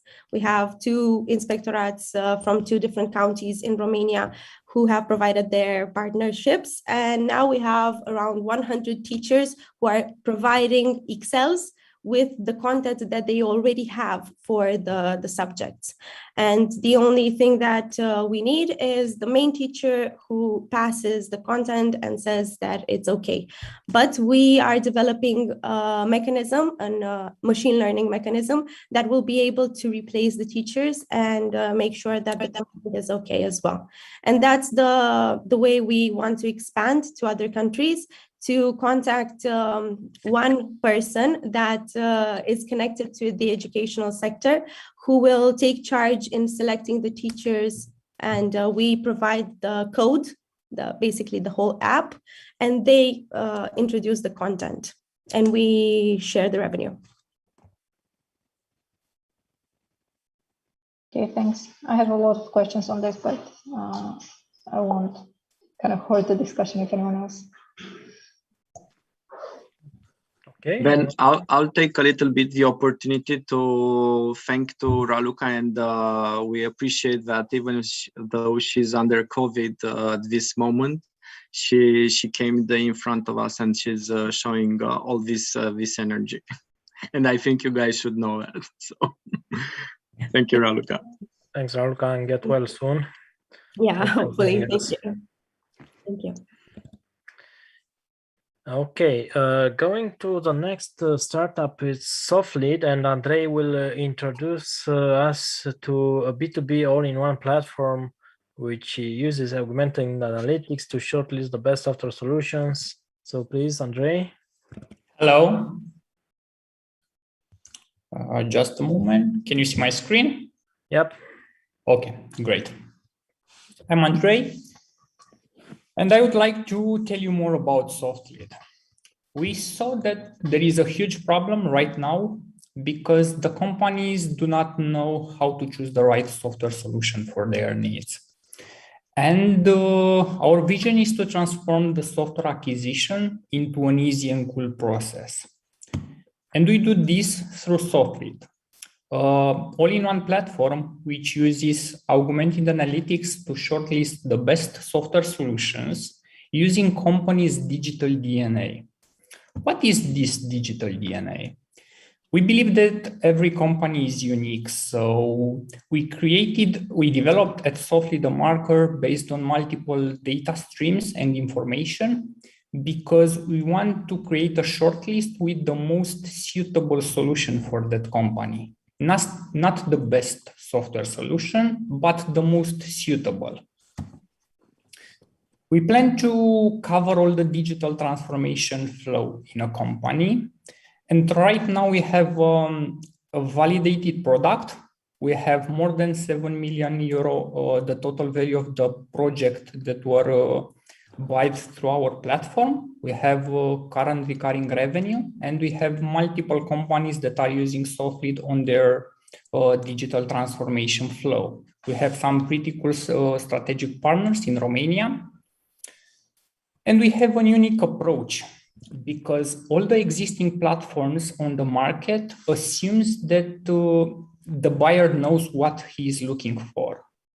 We are more focused on helping them discover what they need and what kind of problems they have and what kind of software do they need. And after that, we help them find the most suitable software solution.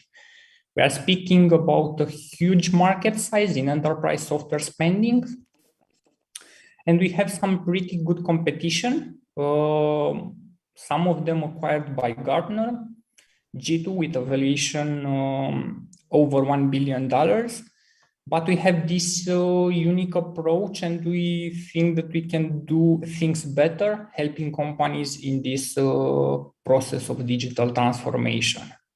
We have a business model right now on subscriptions and pay-per-lead for IT companies, and a freemium for the buyers for the moment to gain traction with our platform.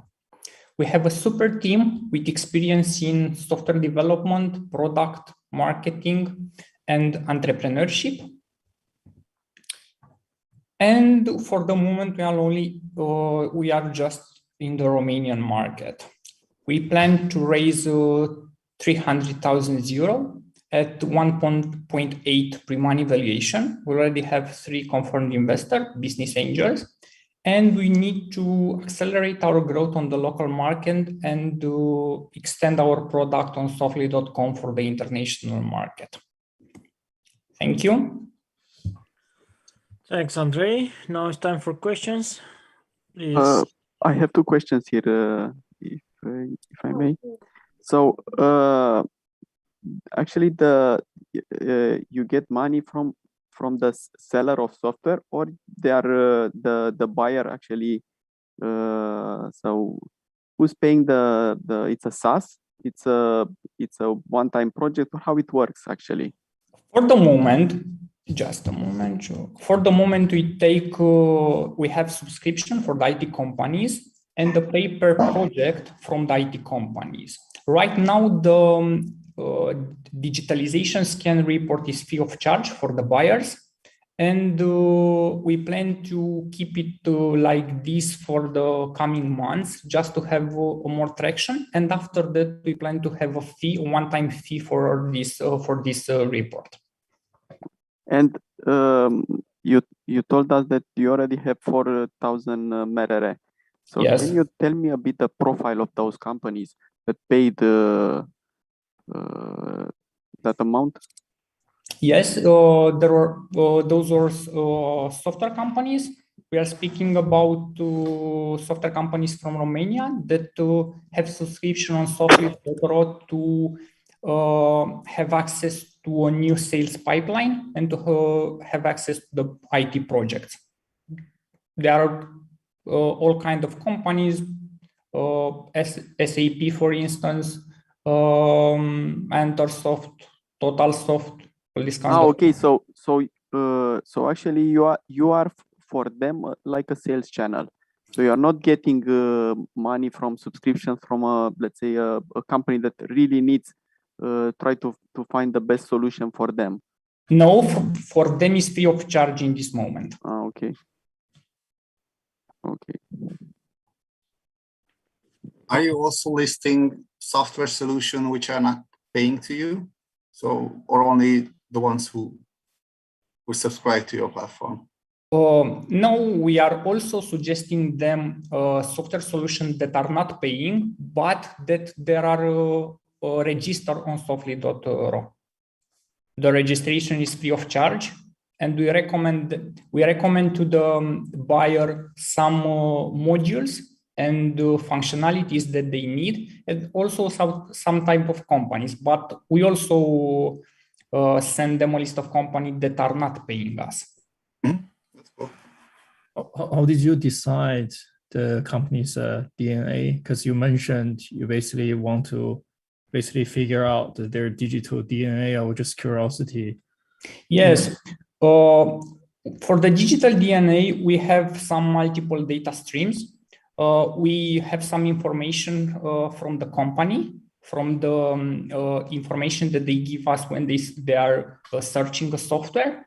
We have some integration to take fiscal information regarding their annual revenue, number of employees, yearly growth rate, and all this kind of information. And also we have a database from other competitors of them, and we have some information to see what they are using, what kind of modules, and if this kind of information can also apply to that company. And based on this, we create that digital DNA.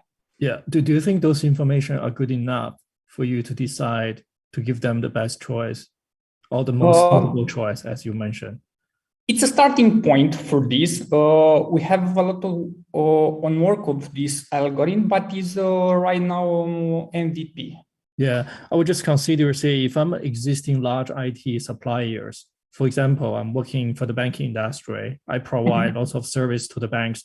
I probably already have all those information in much more details. Why should I go with you, not with them, who can easily provide some, best solution and easy way to integrate into their ecosystem as well? We are not addressing large companies. The large buyers does not come to Softly to find the best software. We are going to small and medium businesses. They need more help. Yeah, cool, thanks. You're welcome. How do you get the providers to sign up on the platform? What's your acquisition there? Can you repeat, please? How do you acquire the solutions providers to list on the platform? So you have the buyers on one side and the sellers. How do you get the sellers? We have a strategic partnership with the Software Association industry in Romania, which is the most powerful association for the IT industry. And all the companies from there are also on softly.ro. And we also have a very small sales team that we always target new companies. Okay, thank you. You're welcome. Okay, cool. Andre, any more questions? Just Romanian focus or internationally? Are you guys going after G2 crowd kind of companies? Yes, for the moment we are only in Romania, but we plan to extend on softly.com for the international market.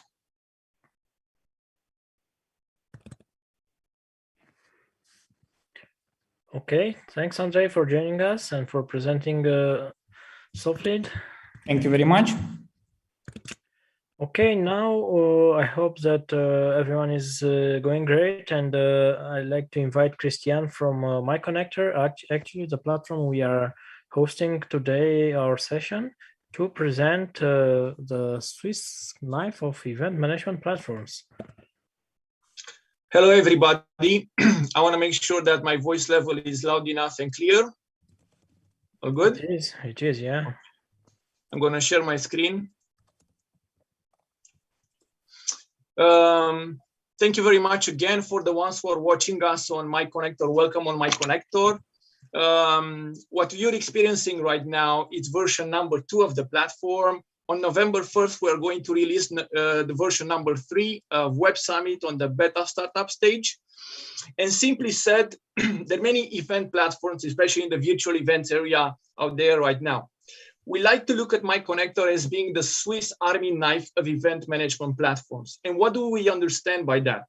Having a background of 15 years of event management and being the largest event organizer in Romania with a turnover of over 10 million euros from events and probably more than 10,000 events in the last 15 years. We know that for an event organizer, it's very important to be able to organize with the same tools.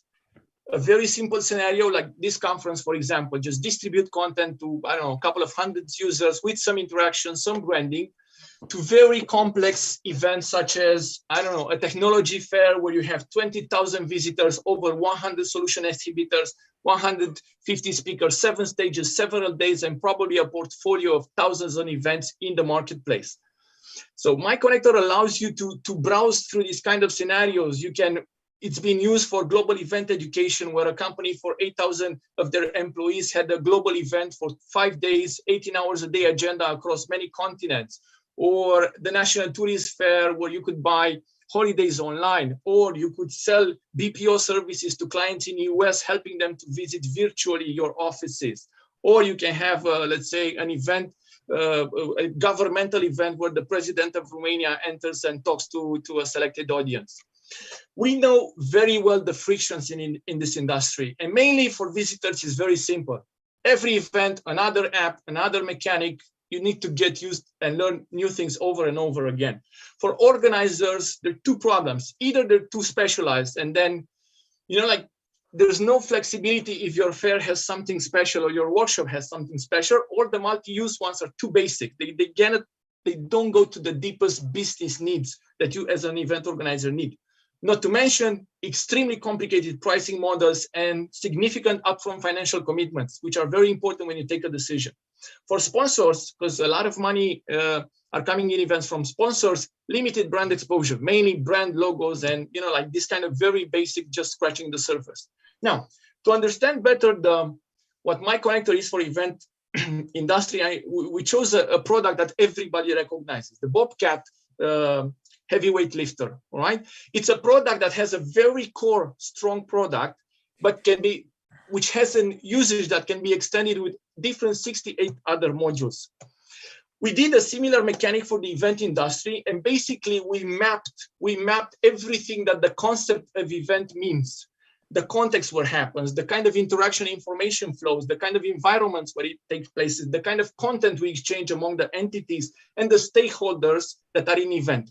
We have modeled this with data standards and simply said, because everybody knows this metaphor, is the WordPress for event industry. So I can use MyConnector for something very simple, click and drag, or for something very complex, open architecture. So this means that through microservices, APIs, plugins, and widgets, I can extend the usage to whatever you can imagine.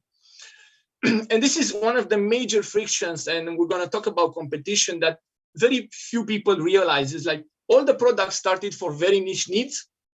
And it's like, but that doesn't scale on the long run. It's like it's a different thing if you want to build a house on a foundation of a skyscraper, or a skyscraper on a foundation of a house, all right? So this is the difference in philosophy of the architecture of the platform. Now, the market we're targeting, it's estimated to be to raise to $80 billion US dollars in the next 5 years, all right? The kind of financing that has been moving around in the industry, it's mind-blowing, from several millions, let's say, to the Series A rounds to hoping raising over $1 billion in less than 2 years. In terms of financial, MyConnector, it's a product that started as an internal tool and some clients several years ago when it was an offline platform. Lately, we pivoted in the last 2 years strongly on the hybrid and virtual direction. Currently, we have, as we speak today, 700 euros revenues, international and local market. We're targeting over 1 million. And these are our figures, quite conservative for what's coming next. Talking about some facts about traction and validation, we have over 400,000 registered users, meaning like participants at various types of events, over 500 organizers, and those events had over 4,700 sponsors, partners, some sort of this type of account as a stakeholder. you can see below some of our top clients, let's say. Two things that are worth to mention. We have won two very important global RFPs. One is under NDA. The only thing that we can say is that it's a global brand that everybody is consuming their products at least once a week. Everybody knows it's in top 3 most known brands in the world, and we have won a global pitch for them. And the second one, we're very happy. 2 weeks ago, Banca Transilvania announced us they are going to use us for the next 3 years as a framework contract for subscription. Now, how do we generate revenue? Very simple, subscription based. We have some custom complex projects which amount to about 30% of our current revenue. We intend to leave that aside. The royalties for partnership with white label platforms on certain verticals, meaning education and career fairs, and there's several we intend to develop further on. And talking about the future, very important, and I hope you're going to give me some questions about that.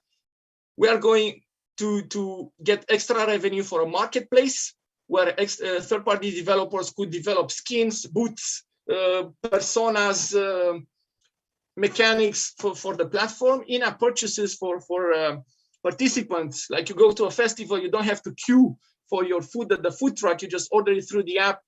You get announced when the food is ready, you go there and pick it up. Event marketing services, once the ecosystem has a big enough growth. Monetizing your content post-event, very important need for the event organizers, and very important, I'm going to show, we can act as a display network. Very simple said, imagine that as a technology meetup, you will never reach Samsung to advertise on your event. However, if Samsung knows that during My Connector platform, there are 10,000 tech events, and they can advertise in those virtual spaces based on a set of criteria, the similar way the real-time bidding works in the Google network or Facebook. That's pretty interesting. Christine, now, please wrap it up because we ran out of time. Yes. Sorry? Just to wrap it up because we yes, 2 slides more. We are at 4 or 5 minutes. Some unique features that we have the most advanced room management engine in the world. Very important. A real-time 3D Expo engine that I will show you. You can see it in the Expo area on our booth on this event.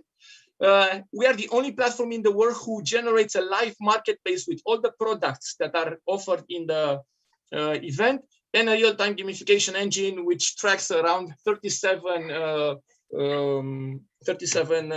attributes of my participation in the event. Now, we're looking to raise 1 to 2 million, and mainly to hire, we intend to use that to hire more developers, so we speed up delivery, and for sales and marketing.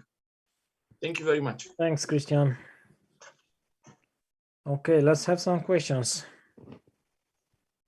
Christian, how many of the users that you have registered on the platform have used the platform more than once? Hard to tell. I do not have this approximate percentage, like 10%, 70%. I would say like this. Our resigning rate, because we have right now the experience of 2 years of pandemic, so we do have a benchmark 2021 compared to 2020. Our resign rate in terms of event organizers is over 90%. So I would assume that the recurrence rate of their users, as they use their own databases, probably in the range of 60 to 70% of those people. I would say a lot, because if I look at the number of events we host, it's not that big compared to the like 400,000 users. We do have historic events that have happened on My Connector for quite a while, that's the idea, to get them hooked in the system, because once you install the app on your phone, it's so easy. As you saw the visual with us, is like basically that app allows you to check in at the festival, at the conference, tech conference, at the music festival, even at movies. The technology allows that. It's a very, very complex platform. Like It will take me 2 hours to take you in all the details. But the advantage is that it really responds to business needs. That's very important. A lot of, like startup as an idea, they go for the gimmick. We go for the business need. And that's, for us, is crucial.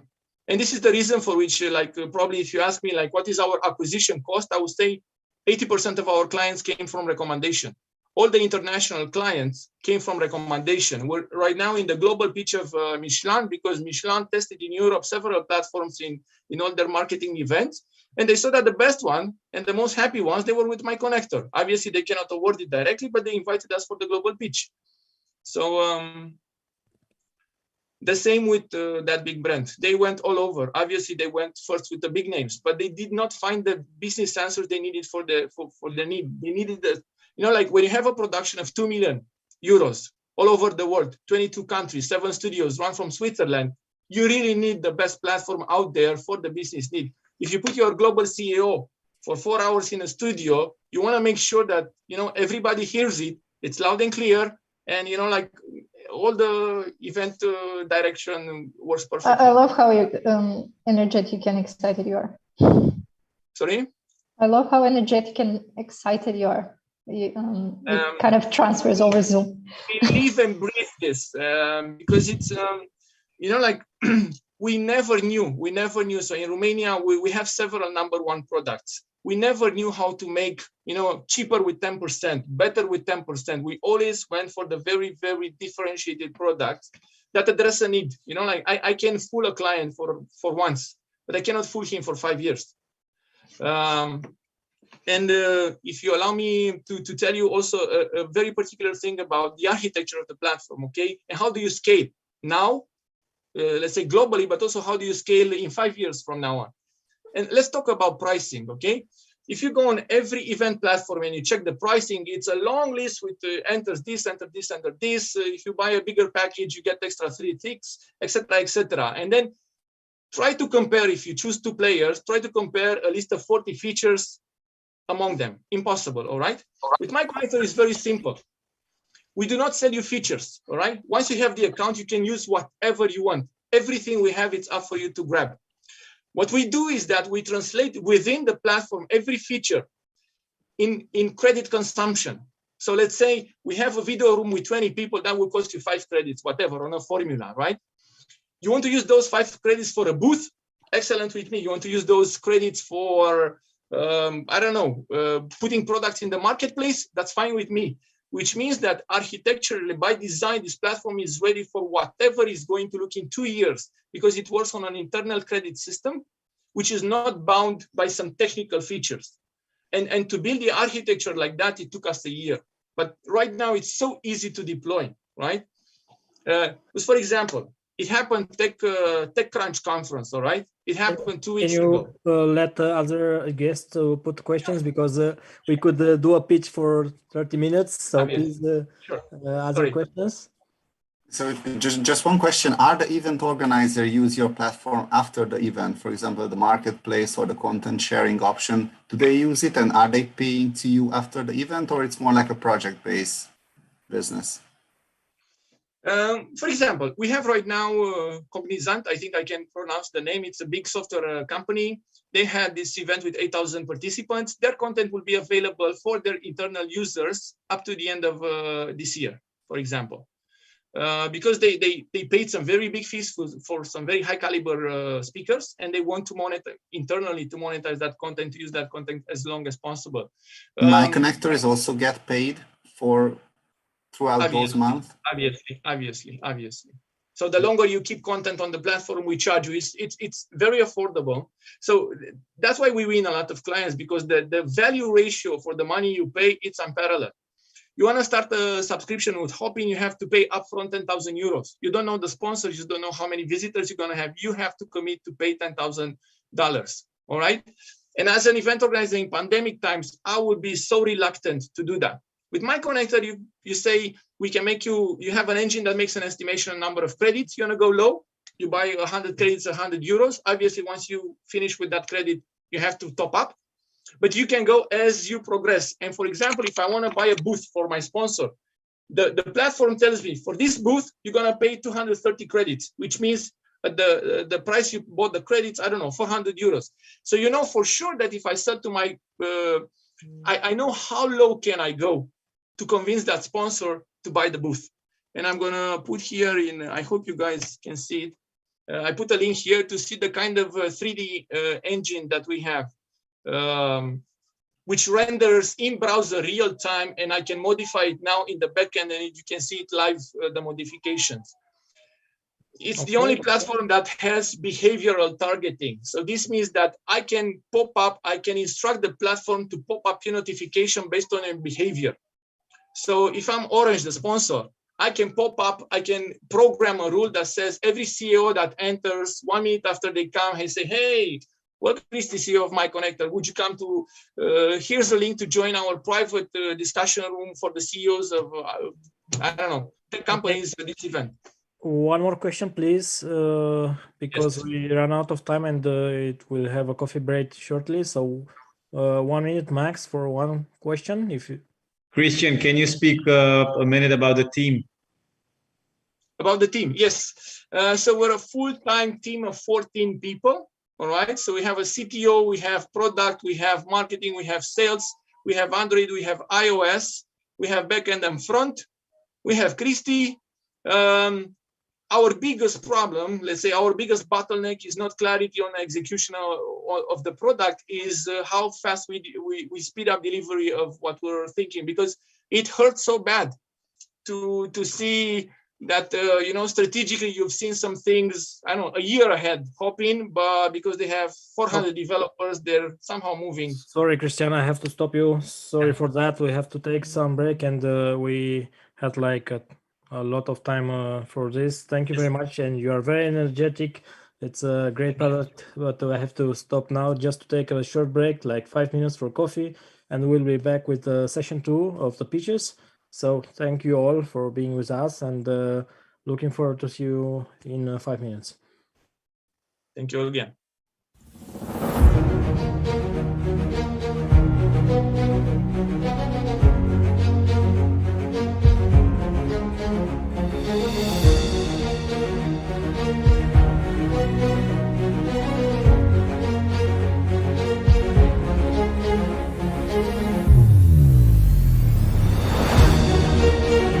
Thank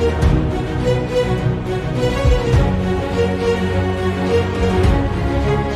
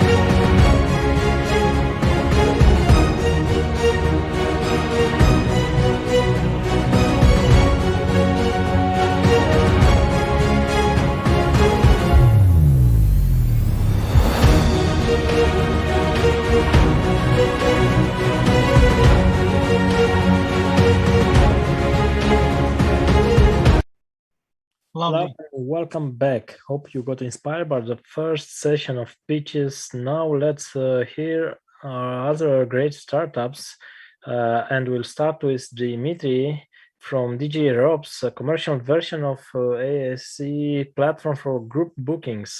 Welcome, Dimitri. Hello, welcome. Thank you for hosting me. My name is Dimitri. I'm CEO of D Groups, and we're a platform for connecting tour operators with hotels in the travel industry. What we lived the latest years, COVID changed everything. It was very hard. The group tourism industry is the most hard sector of all travel tech, of all industries. It is when you see people traveling with buses, etc. It's a hard task. It's a complex task. And right now with COVID, that everything changed, it's even harder. It's difficult to make new markets, difficult to go to an expos.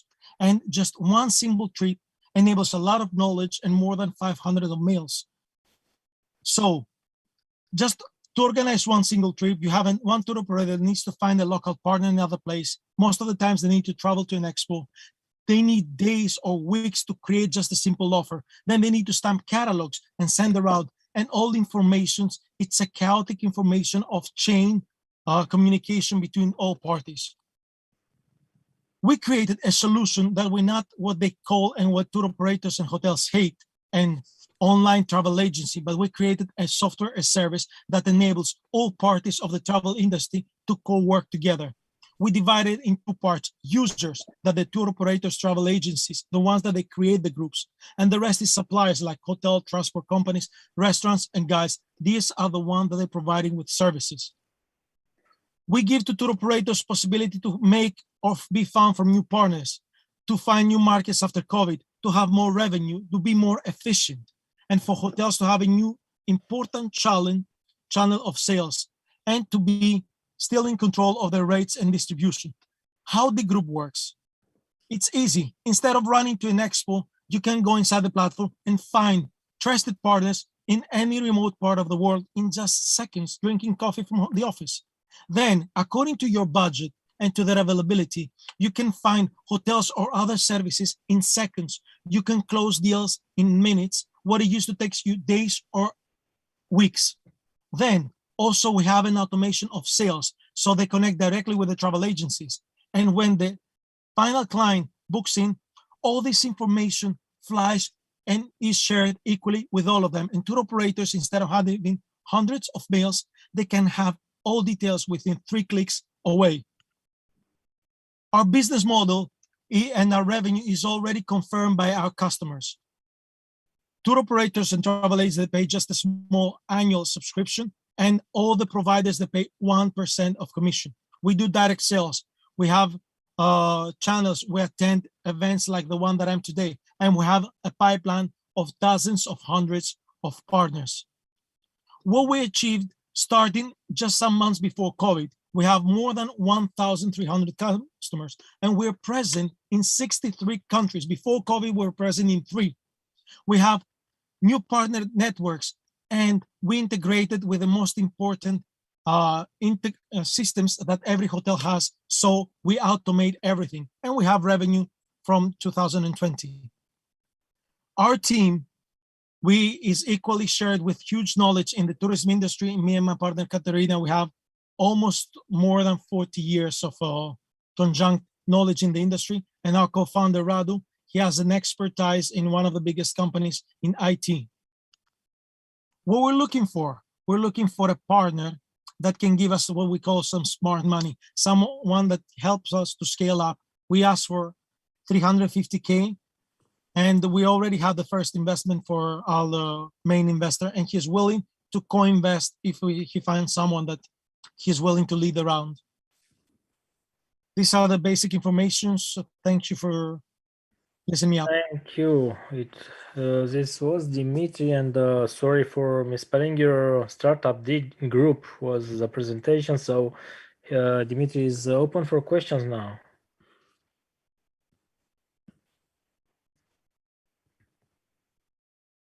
Can you tell me a bit of your current revenue? So you said that you have 1,300 customers. Yes. And from 63 countries. So what would be the average revenue per client and the total revenue if they are also recurring customers? In this revenue, as I said, we have tour operators that they pay an annual subscription, which this theoretically would lead us to 60K this year. But due to COVID, we just don't ask it yet because we want to find aggressive. We want first the market to start before asking. So someone first has a benefit, and then we ask for the money. For the hotel side, they pay us a commission. Now we have, at the moment, some like 40 groups running. Every group is more or less like 200K that creates of revenue to us. And I think we can easily reach ourselves with this is also a revenue model. But you can see every group is giving us like 200 euros. So hoping to have 20 groups this year is 20K that we're gonna have for this year. None asking yet the subscription of the tour operators. It will ask you to raise a lot more, seeing what the market fit because it's still a questionable. But this simple task, it gives us just one tour operator can create a revenue of 10 to 16K per year, hoping to to have a revenue minimum if COVID ends in 3 years of 20K for 2025. Now we're gonna have like 20 to 40K for this year. Another question would be, you said that usually you are doing the direct sales, and if not, I don't know, to find another solution to find a better sales channel to push your product in the market. Yeah, first of all, we do direct sales because we come from the industry. Second, we attend events like expos and stuff like that. Third, we became members of various associations of hotels, of tour operators, national ones, so they push us to our clients. And let me show you another slide. These are some of our clients that they put at least one or more hotels. We have already some of the biggest brands in the world that they're with us. Best Western, just to give you an example, Best Western, they saw the general manager what I'm doing, then they call the 5 most important hotels of Italy. Then we did a presentation with all Italian hotels. Then the CEO called me, and then they gave us another contact of another general manager of other 10 countries. So one is spreading the word to the other. Same thing we have with Novotel, Crown Plaza, Hilton, Movenpick, 4 Points, and other people. And all this happened in the time that travel industry was dead.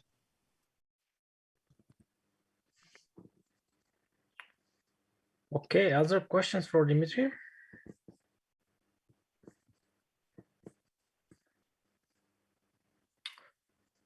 If not, thank you very much, Dimitri, for joining us from such a lovely place.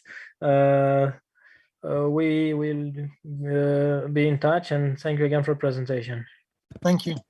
Thank you. Okay, now we are going to IntelliG, and Christos will present this startup. Welcome, Christos.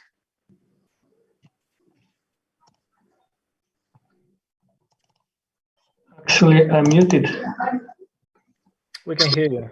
You can hear me. Okay, let's start my video. Yeah, all right.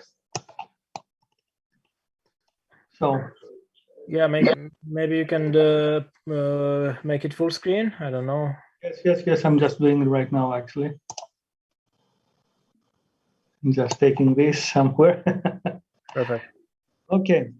Hello, everyone. My name is Christos Yakimidis. I'm the CEO and co-founder of IntelliG, the company that is based in Athens, Greece. What I will present you today is Smart Drop. It's a self-learning, a self-adjusting smart thermostat system based on artificial intelligence. So we know that buildings consume 1/3 of the energy in the European Union, and up to 50% of this savings is demonstrated to come with automation, especially shopping centers and offices, which are the 2 main sectors that our companies focus, but not just only on that. And 35 to 70% of this building energy, it goes to HVAC system. Now that means that there is a huge market out there of smart thermostats globally, which currently has a 26% annual increase and is projected to become 7.7 billion up to 2026, While the current smart thermostats are either inefficient or expensive or both, and they have limited intelligence. So what we suggest is the first self-learning and self-adjusting smart thermostat, which is, as you can see here, 3 different devices. It's the sensor, it's a smart thermostat with the LED and the controller, and they've been manufactured by ourselves. And we have been able to achieve energy savings with an average of 40%, while we have already patented this at EPO. Now, this is the back end that somebody as a building manager, whoever has the system, is able to sit in his own PC on real time, as well as a smartphone application. Now, our business model is a business to business currently. That means that we are looking for clients, energy system installation companies, building managers, ESCOs, construction, while in the future, in the very close future, we're looking to become B2C, so a business to customer. Both cases, they will have a 30 to 50 euros. They do have a 30 to 50 euros per year per unit subscription fee for the energy data analysis. That means that we are a software as a service company, while we have a simple payback period between 3 to 9 months, depending on the building complexity, as we have done by a number of different pilots that I will explain later on. So we have been able to get 25% less energy and lower installation cost, because it's a very straightforward. We don't need anything, simply an internet, and that's it.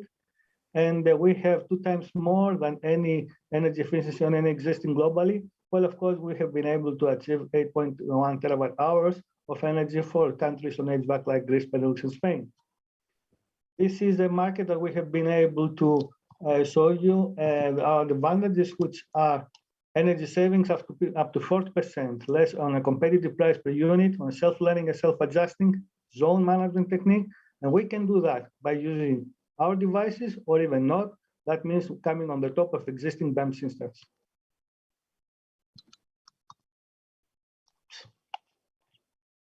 Okay. So we have been able to get a number of pilots in 4 different countries: Luxembourg, Spain, Greece, and we have been able to get them also as clients. And we have been able up to now to have a pre-order of a Greek municipality on a national call of 35,000 square meters or 72 public buildings. The national call is called Electra. This is a break-even that we will be able to have a positive EBITDA in the beginning of the 3rd year. We're looking for 850,000 for the next 12 months. And the most of them is going to personnel, sensors, and sales. Of course, selected achievements, as you can see here, a number of them, national and international. So we have been in many of them getting first prize or finalists. And more than everything, I think it's the team. We're 7 persons, 4 full-time, 3 part-time, 5 PhDs, 65 years of experience between these 4 persons that you can see here. I have led different research groups all over the world, in the best universities, as well as in companies. And now with the colleagues that we are between 3 to 10 years working together, we are looking forward to become one of the major players in smart city solution by 2025. Cool, thank you, Christos. And let's take some questions now. Sure.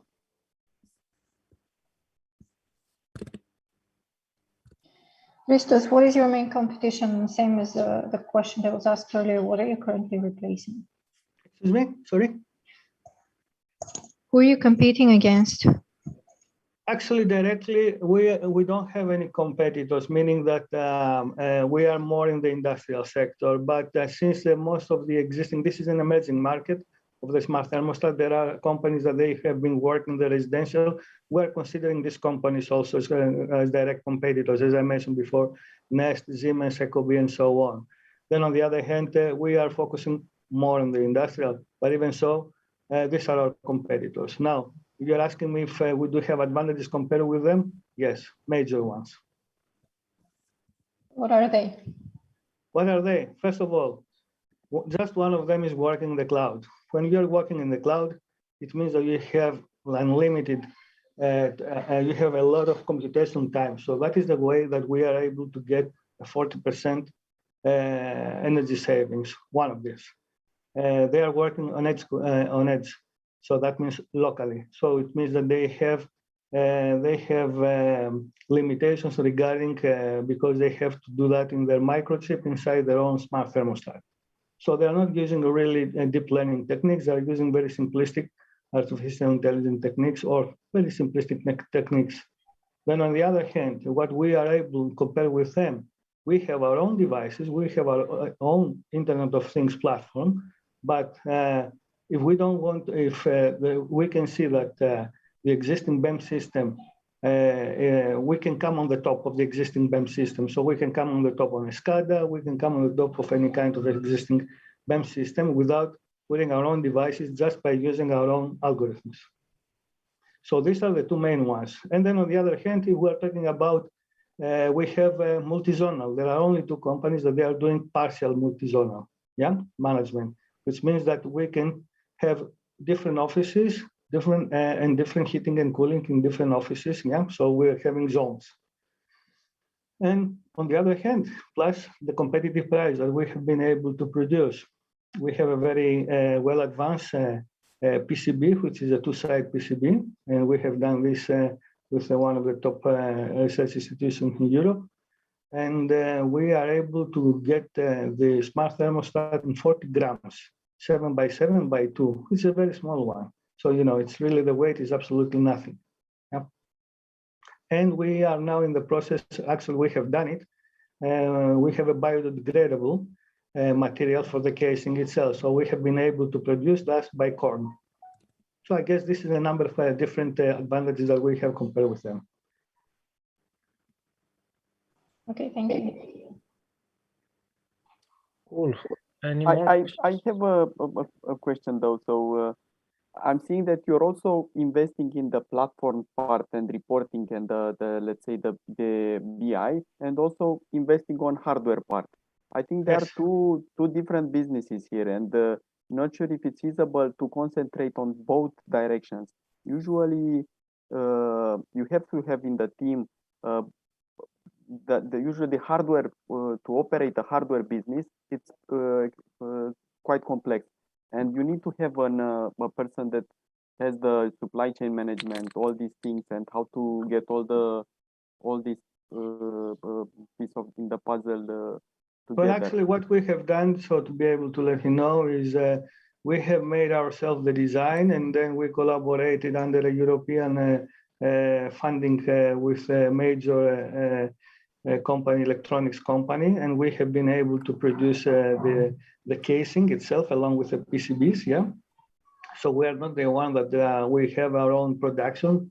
We are subcontracted people they are doing this. There's third parties. But we do have all the patents and everything, so we can go, actually we have also different supplier. We can go to a different supplier with our own design, and he can make use, he can produce as many as we wish.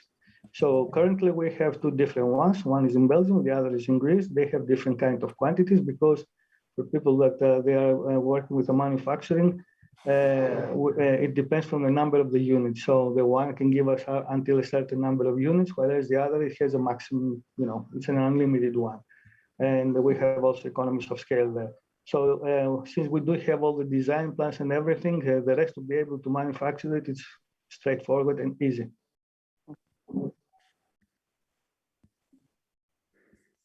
Okay. Raya, do you have any question? I was going to ask if you're facing any supply chain issues at the moment, especially as you're producing.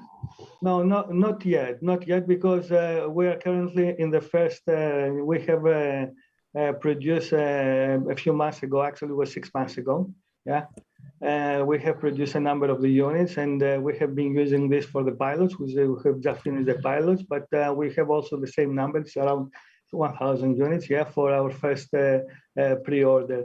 And now we're looking forward to be able to go to the next round, which is around at least 5,000 units. I guess since I've been reading this, there are some issues, but as far as I have seen from the people that we have contacts, no, we don't have any issues on this. Okay, thanks. Okay, very nice, Christos. Thanks for joining us. Thank you. Thank you. Good luck. Now we are going to Adrian from Data Against Data that may have the answer about where's and who has our data. Exactly. We're in the business of addressing elephants in the room. Hi, everybody. Can you hear me well? Yeah.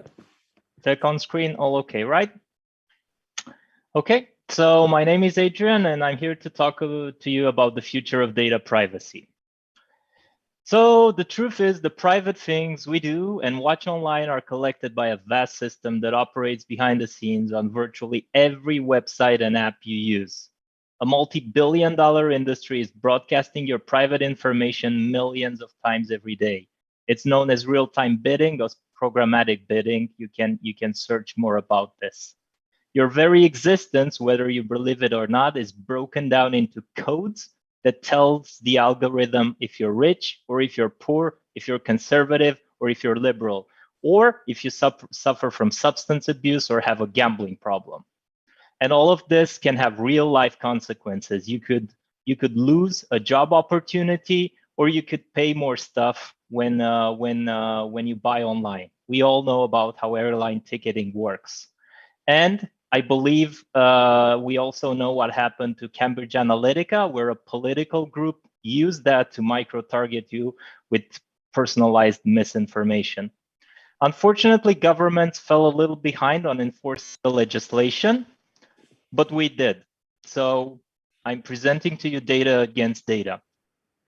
We give you the power to discover who has your data, and we give you the power to act on it. We developed a platform aimed at consumers and also a prototype aimed at addressing the B2B part of the problem. So I'm going to focus today just on the consumer product. It works surprisingly easy. You sign in with your Google and our services create a list of all of the companies that might have your data. Once you know who they are, you can choose whether to let them continue as a trusted company or request your data to be deleted. Our plan is to map beyond your Gmail to your Microsoft account, to your browser, and through your mobile devices that are sharing the data with these companies. We're going to map all of the companies with the same relentlessness that they're collecting your own user data. And it actually works. A lot of companies have already responded to our legal request generated in-app. We want to test two different models for monetization. The first is a paid content model where companies address user concerns prior to them sending an actual data request, or through a subscription model. And of course, both could work at the same time. We completed our MVP and we partnered up with Grey London to organize a full international launch at the end of this year. If our investment round is successful, we also plan a EU-wide launch in 2022. Our competitors are split between an Israeli-based startup with very strong investment rounds lately, VPN providers, and other privacy companies that are more focused on B2B solution. Currently, the VPN market is aimed at providing the users with more or less like an on-off switch to sharing your data, where our service tends to be more granular than that. Moving forward, we need two major things. We need to get the appropriate security certifications and focus on the marketing and customer acquisition workflows. We plan to do this by 2023 by getting an investment round at the end of this year and then focusing on the EU launch and then the middleware integration between our B2C and our B2B platform and other content management systems that the companies are using. So to conclude, I'll mention that some of the founders come from various backgrounds, including a data privacy lawyer, a creative director, and a digital product owner. So we invite you together to be part of the future of data protection. So you can try it for yourself at againstdata.com. Thanks, Adrian. Thank you too. Now let's have questions for data against data. Adrian, how have you validated the concept that people will actually pay to get their data removed? So we're basing all of our assumptions on the fact that people pay for VPNs or pay for other privacy software, and especially people with higher incomes or higher statuses in society usually hire lawyers or hire all sorts of data privacy specialists to make sure that their data is in control and that their digital footprint is kept under control and only sharing what they want. But usually this implies doing research online, seeing where your data ended up, and then having lawyers chase up after all of these people.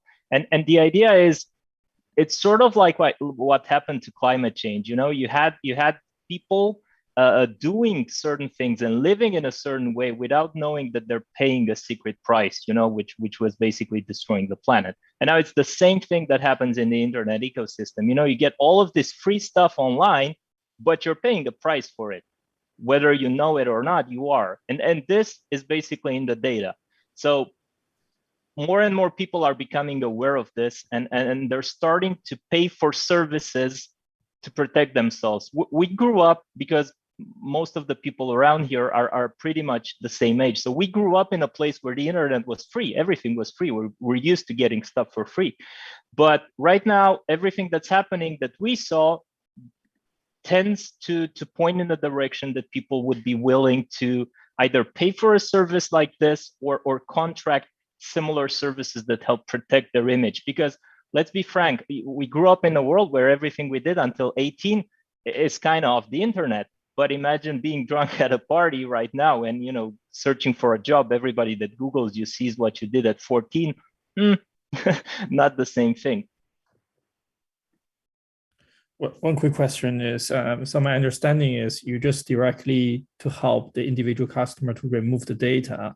But do you build any relationship with the company side? Yes, we do. Yeah. So with our first pre-seed investment, we developed an MVP for the customer side and also a B2B platform as a prototype. So basically, what it does, it can collect all of the requests, the data requests that are coming under GDPR or CCPA or UK Protection Act and so forth. And it's basically including them in a workflow within the company so they can solve them. It's sort of like a customer service inlet, which also lets you include, let's say, internal counsel or third-party DPO. So we're also looking at this, because if you're especially a mid-sized company, and you're receiving these kind of requests, it's pretty weird. And going back to what Laurentiu asked, you're always thinking that you're like sending a data request to an advertising agency. But in the UK, for example, if you get fired, about 70% of people send a data request to their former employer, and they need to give them the emails where they were fired. That doesn't happen right now in Eastern Europe because we don't have that culture. But under that circumstances, you are going to get a whole category of users which has a very good reason why they're sending these type of requests. And there's multiple cases like this. Because the reason I'm asking that is I do feel there's more business opportunity on the company side, because they will need a platform to manage that kind of capability. Correct. Also, since you're I don't know whether you're based in UK, but I noticed your headquarters since in UK. In UK, there's another company called Data Swift. I don't know whether you heard about them. They are doing very similar stuff. And also I invested in Private before, so I know this space quite well. So I think on the company side, there's more demanding than on the customer side directly, I would say. The idea is one drives the other. One drives the other. So what we saw right now is that indeed there are a lot of opportunities right now in the B2B area, but there's also more competition. You have starting from OneTrust and all of the other big companies that are right now developing solutions in this area, which kind of tend to focus more on let's say, a turnkey solution for privacy, period.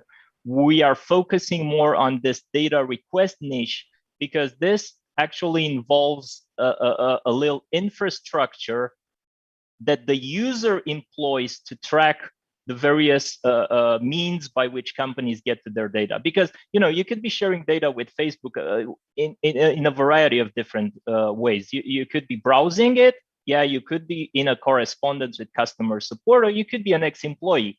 Yeah, so all of that counts as private data. And the way a company services such a data request, as you correctly pointed out, is very complex. So we're trying more to go to a platform business, first developing this part for the consumer, which is basically drive demand for these requests, and then also potentially monetizing the B2B part. But we did build a prototype for B2B because we had the same idea that you were saying.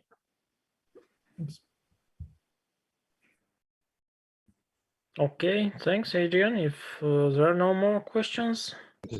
I have a question. Sure. How do I, as a consumer, make sure that my data was actually deleted? Well, the idea is that the data authorities are struggling to crack that one also. You're basically going by the declaration of the company, because for most companies, when they're deleting your data, they're also going to be deleting your account. And here it's a big discussion on deletion of the data or making it anonymous. So it is either you as a person or your data being turned into white male, X amount of years, blah, blah, blah. So it's a technical question. We can take it offline, but you're basically going to go by the operator's declaration under the sanction that if they lie about it, they could get really, really big fines. So if you look at how Google is treating the data, and I'm going to use a big example, they're getting fined multiple billions per year. The problem is your local drugstore who's giving you a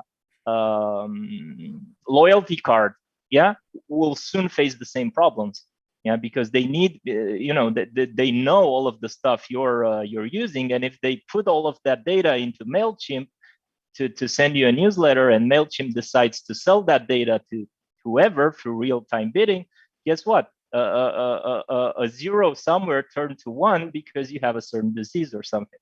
So again, it's an ecosystem, and we need to understand that it's linked.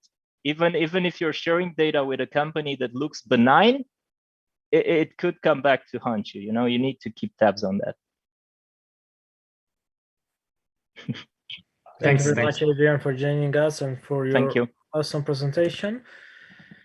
Going to Adele, that is representing One ID, and we are back to travel and safety. So please, Adele.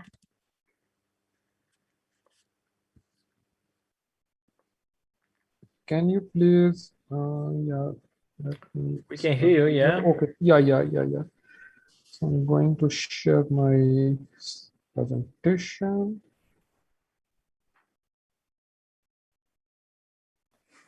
So I'm Adil, and I'm a founder and CEO of One ID. One ID is IoT solution for seamless immigration and security checkpoints clearance.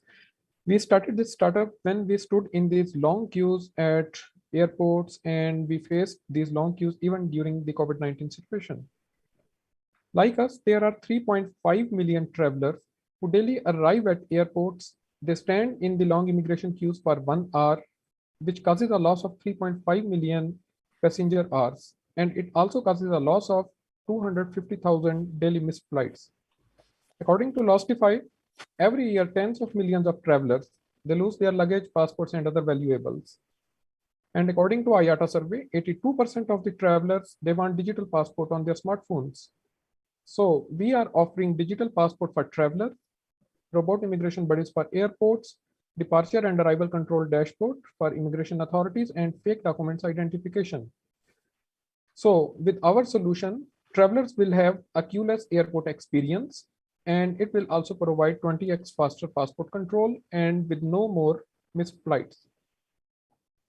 So our market size is 9 billion euro, and our revenue model is we will earn on average 10 euro per traveler per trip, and with 10 million travelers over the next 5 years, so we hope to have 100 million euro in projected revenue.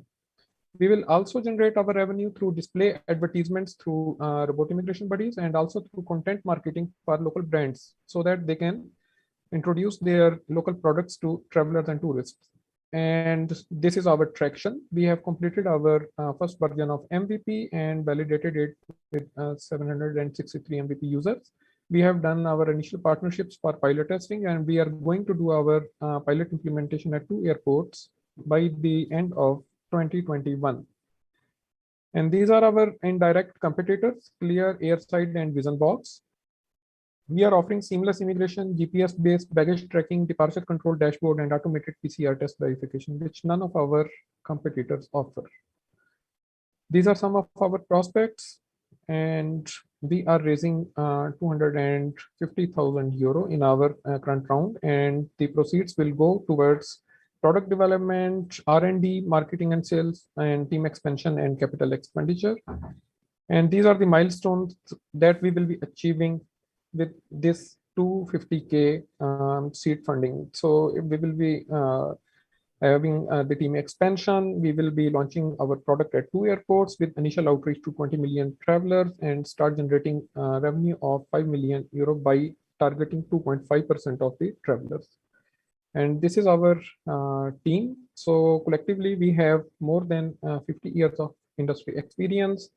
And our founders have experience of working at big organizations like Catalent, IUXT, KPMG, Twilio, Cisco, and Google.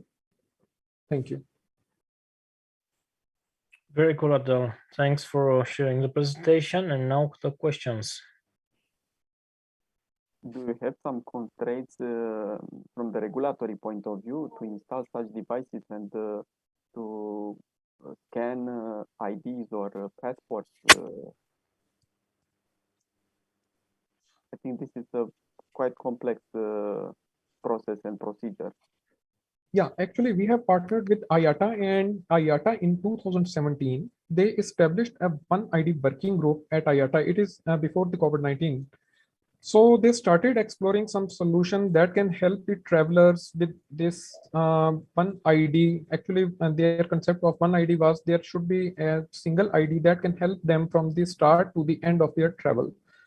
And that working group is still there, and unfortunately they were not able to find some solution like this. So we have partnered with them. We have joined them as a startup strategic partner, and with the help of IATA, we are going to outreach some of the airports. And in this post-COVID-19 situation, airports are themselves, they are looking for solutions like this because of new normal things. And after the industry opens up, there will be a higher influx of travelers. So with the current infrastructure, it will be very difficult for airports themselves to manage those long queues and to keep a very small time difference between landside to airside and airside to landside. And who's actually your customer? So because actually the airport is not actually your customer. Probably it's another, I don't know, some infrastructure. Actually, we are targeting both the airports and the travelers, and through our revenue model, yeah, we will be actually charging a fee from the travelers on pay-per-trip basis. So the airports, they will have access to this departure and arrival control dashboard, and the travelers, they will be able to share their data through our digital passport app with the airports before they reach, even before they arrive at the airport. And when they arrive at airport, so they will just be standing in front of our robot buddy. It will be doing their recognition, and once their recognition is done, so they will be generated an immigration pass. Okay, so do you think so the, let's say the citizen or the customer would pay for this app because they won't stay in the line to wait for check-in or for all these procedures? This is your thesis, let's say.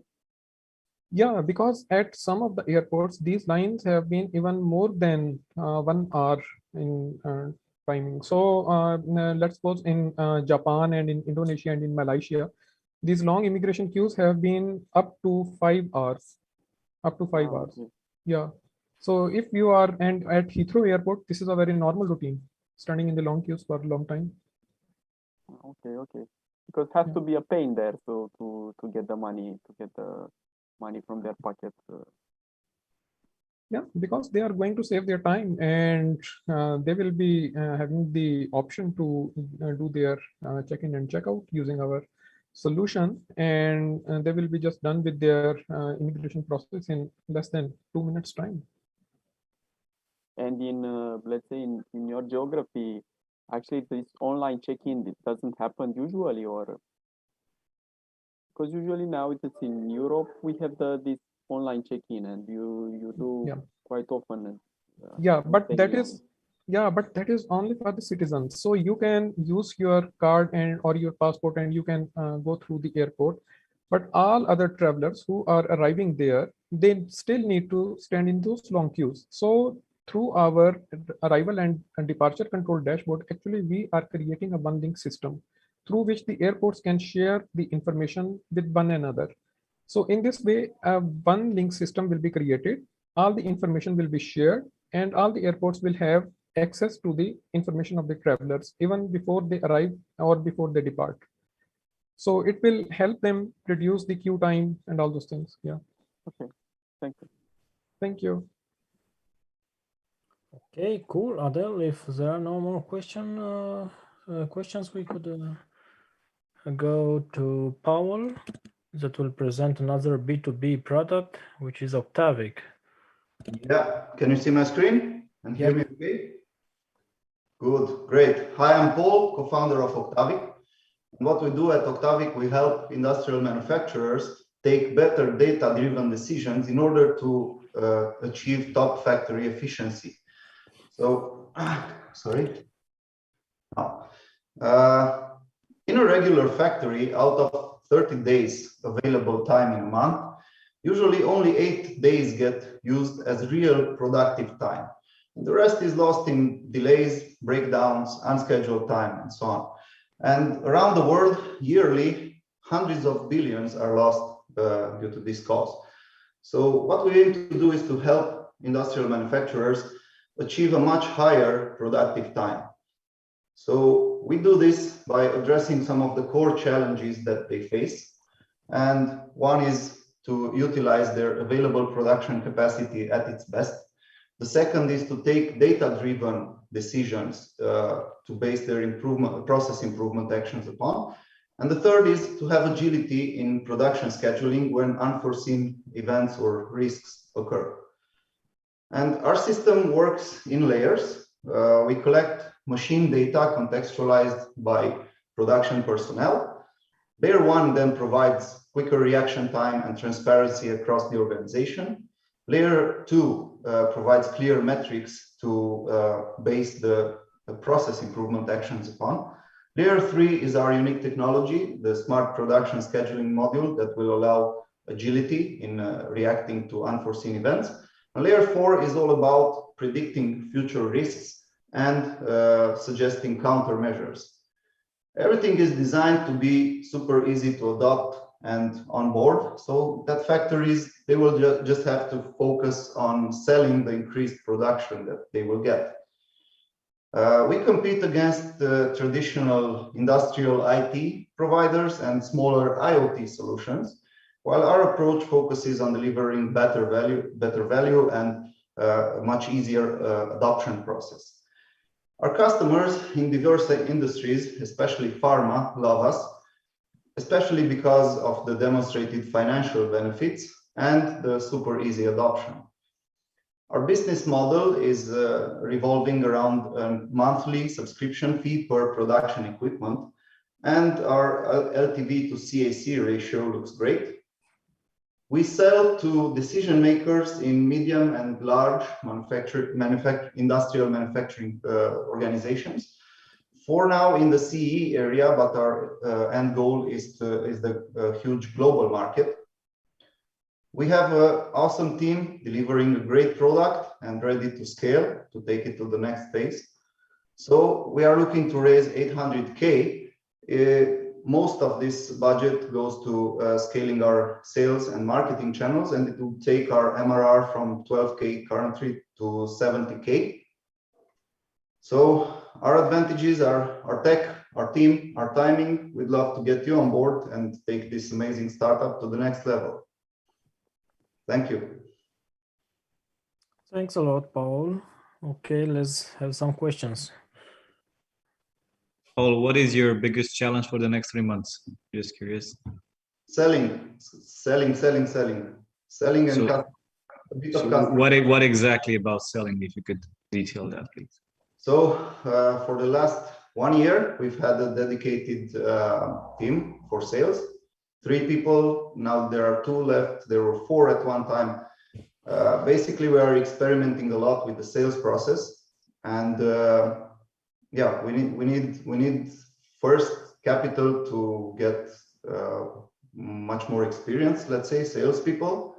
that can also navigate their way to the bigger corporates than we are approaching now. And basically, what we want to do with the investment task is test a couple of scenarios.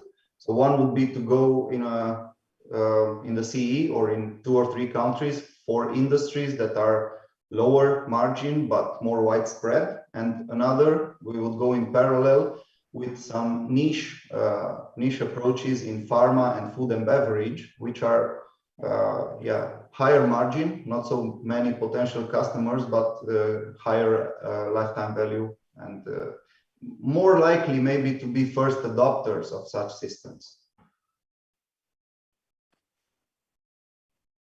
Thank you. Okay, anyone? I saw that, or you mentioned that you're focusing on the CE region, right? But at the same time, you mentioned in the deck that you're selling into, or you're active in Italy and Denmark. Yeah, we have an office in Denmark. My co-founder lives there, and in Italy we have 1 customer. But our customers that are generating the majority of our MRR are Romania and Hungary, pharma. Okay, clear. In terms of your sales process, are you do you often need to do RFPs, or is it a direct sale? In terms of integration, do you use partners? Sorry, this is just a related question. So, we are trying to set up partnerships. Also in the investment budget, there's this role of a partnership manager. So we're looking to set up partnerships with reseller partners and also integrator partners. This is what we were referring to. Did I get it right? Yes. And the process, how long does a sale take? Do you do proof of concepts? You participate in tenders? Yeah. So generally, it's a 6 months to 9 months sales cycle, in which there is one piece of about 2 or 3 months for a proof of concept. Being new players and entering some new verticals, we need to do this proof of concepts, but our aim is to eliminate them and to streamline also in the near future the deployment process a lot. So we've been doing during COVID, we've been doing installations where we didn't set foot in the factory except one initial technical survey visit. We're trying to go in this direction. Okay, thank you. Thank you. Okay. Thank you, Paul, for presenting Octavic and for joining us. We will go now to exponential technologies, and we will welcome Gertz. He's here away from Latvia to present the product. So, hi. Hello. Hi, can you hear me? Yes. Yeah. Okay, very good.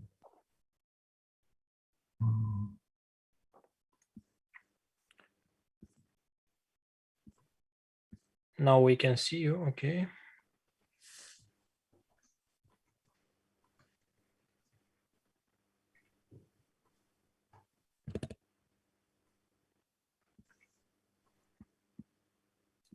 Okay, can you see my slides now? Yes, we do. Okay, very good. Then I will just start. So, hi everyone. My name is Gertz, and I'm from Exponential Technologies. And let's talk printing.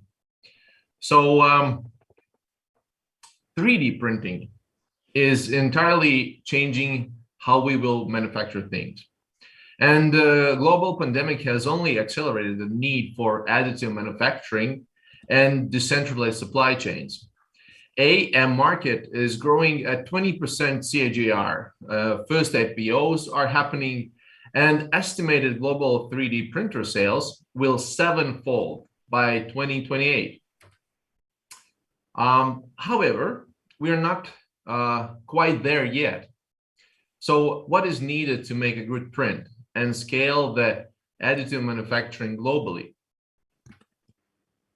You need first to design the part. process the design file, and then choose the right material for your printer. Then you set the processing parameters, which are always specific for the material and the printer that you have. And then you take care of post-processing, and finally, you want it all to run on its own at some point. While designing and post-processing is fairly resolved at this point, automation and file processing is a good work in progress. However, the material and printer parameter optimization are know-how only accessible by either acquiring experienced employees that are rare or contracting expensive consulting services. The market here is very fragmented and no scalable solutions exist now. This is the part that we with Exponential Technologies are tackling. Companies that will start deploying the Aaaand technologies at mass scale will need all this to be figured out and taken care of. And there's going to be over 100,000 of such companies in the upcoming years. Therefore, we're building an AI-based additive manufacturing intelligence platform called XTAMI. Our product will allow companies to seamlessly develop and optimize material and printing process parameters. This is already commercially deployed. Also build predictive models, search the knowledge engine with industry and also company internal know-how. Buy and sell intellectual property through distributed ledger, and bring full automation and machine-to-machine transactions. We already have paying customers for the optimization engine. We have obtained huge interest from large printer manufacturers like EOS and SLM Solutions, and also material manufacturers. We have first beta users signed up, and we will exhibit within a month in the largest AM Expo Formnext in Frankfurt. And also we are a part of APX VC portfolio. So the core team is 7 people, software and industrial engineers, data scientists, sales and business development. We are raising a seed round to double down on the industry presence and marketing, and also to expand the team. We are looking for a 600,000 euro convertible note for 12 to 15 month runway, and we have first soft commitments received. Thank you, and feel free to reach out to me directly, and I'm open to any questions that might arise. Thank you. Let's start with some questions. Sorry, go ahead. I have a question related to the let's say 3D printer farms, where they usually use different type of farms, different type of printers, different type of apps. This is suitable for such farm. I mean, they can be a client of yours, or? Yes, definitely. Currently, as our beachhead strategy, we're tackling the metal additive manufacturing, focusing on the process, what is called laser melting, or SLM process. This is a powder bed fusion technology. And once we have obtained dominance in this vertical, we will expand on other 3D printing technologies, also going into bioprinting. I want to ask a little bit about your team, actually. Sure. So what's your background, and also who is basically the techie guy, in charge of this stuff? I want to understand a little bit on that. Right. So we're 3 co-founders. I have a commercialization of science and finance experience, and my other 2 co-founders, the CEO, is business developer and sales guy in high-tech industries. He's also masters in quantum physics. And the CTO is, he used to be a researcher in laser processing laboratory, where he worked with AI and machine learning stuff for the physical laser processing. And this is where we actually come from. And this is where he actually developed the algorithms that we are using right now. Yeah, because I don't. I guess probably you are not the right person to speak about the deep tech, like the technology side stuff. I just want to ask, in case if you know, how did you combine your AI stuff? I guess you use the deep learning, particular CNN stuff, with the laser part using photonic approach. Do you know how they combine those things together? Of course, if this is too technical, then yes, I can very briefly answer this question. Of course, we use what's called active machine learning, and this is a sort of black box optimization problem solving tool. So we don't delve into the physics of the particular processes. We simply work with the mathematical and statistical relations. And we sort of find the relationship between the inputs and the outputs, and then optimize the inputs according to the outputs needed. This is for the optimization engine currently. That's already deployed and marketed. Yes. Got you. Maybe last question from my side. Sure. So you said you already raised some money from who? Sorry, I can't get it. How much did you raise from them? So we are part of APX. They are Porsche backed early stage venture / accelerator fund. So we've raised the seed round, pre-seed round from them, 50K. That's okay. good. Yeah. Cool. Thanks. Cool. Anyone else with questions for girls? Can you tell us a bit of about the traction? Because you mentioned you're already commercializing part of the product. Yes. So we have 2 annual contracts currently, one with a Spanish client and one with a US-based client. And then we are doing also a lot of pilot projects, because this is a sort of a go-to-market strategy for us, first to do a pilot, paid or unpaid, depends on the particular details. So yeah, there's the traction. The MRR, I would say, would be not much, 2.5K. Okay, thank you.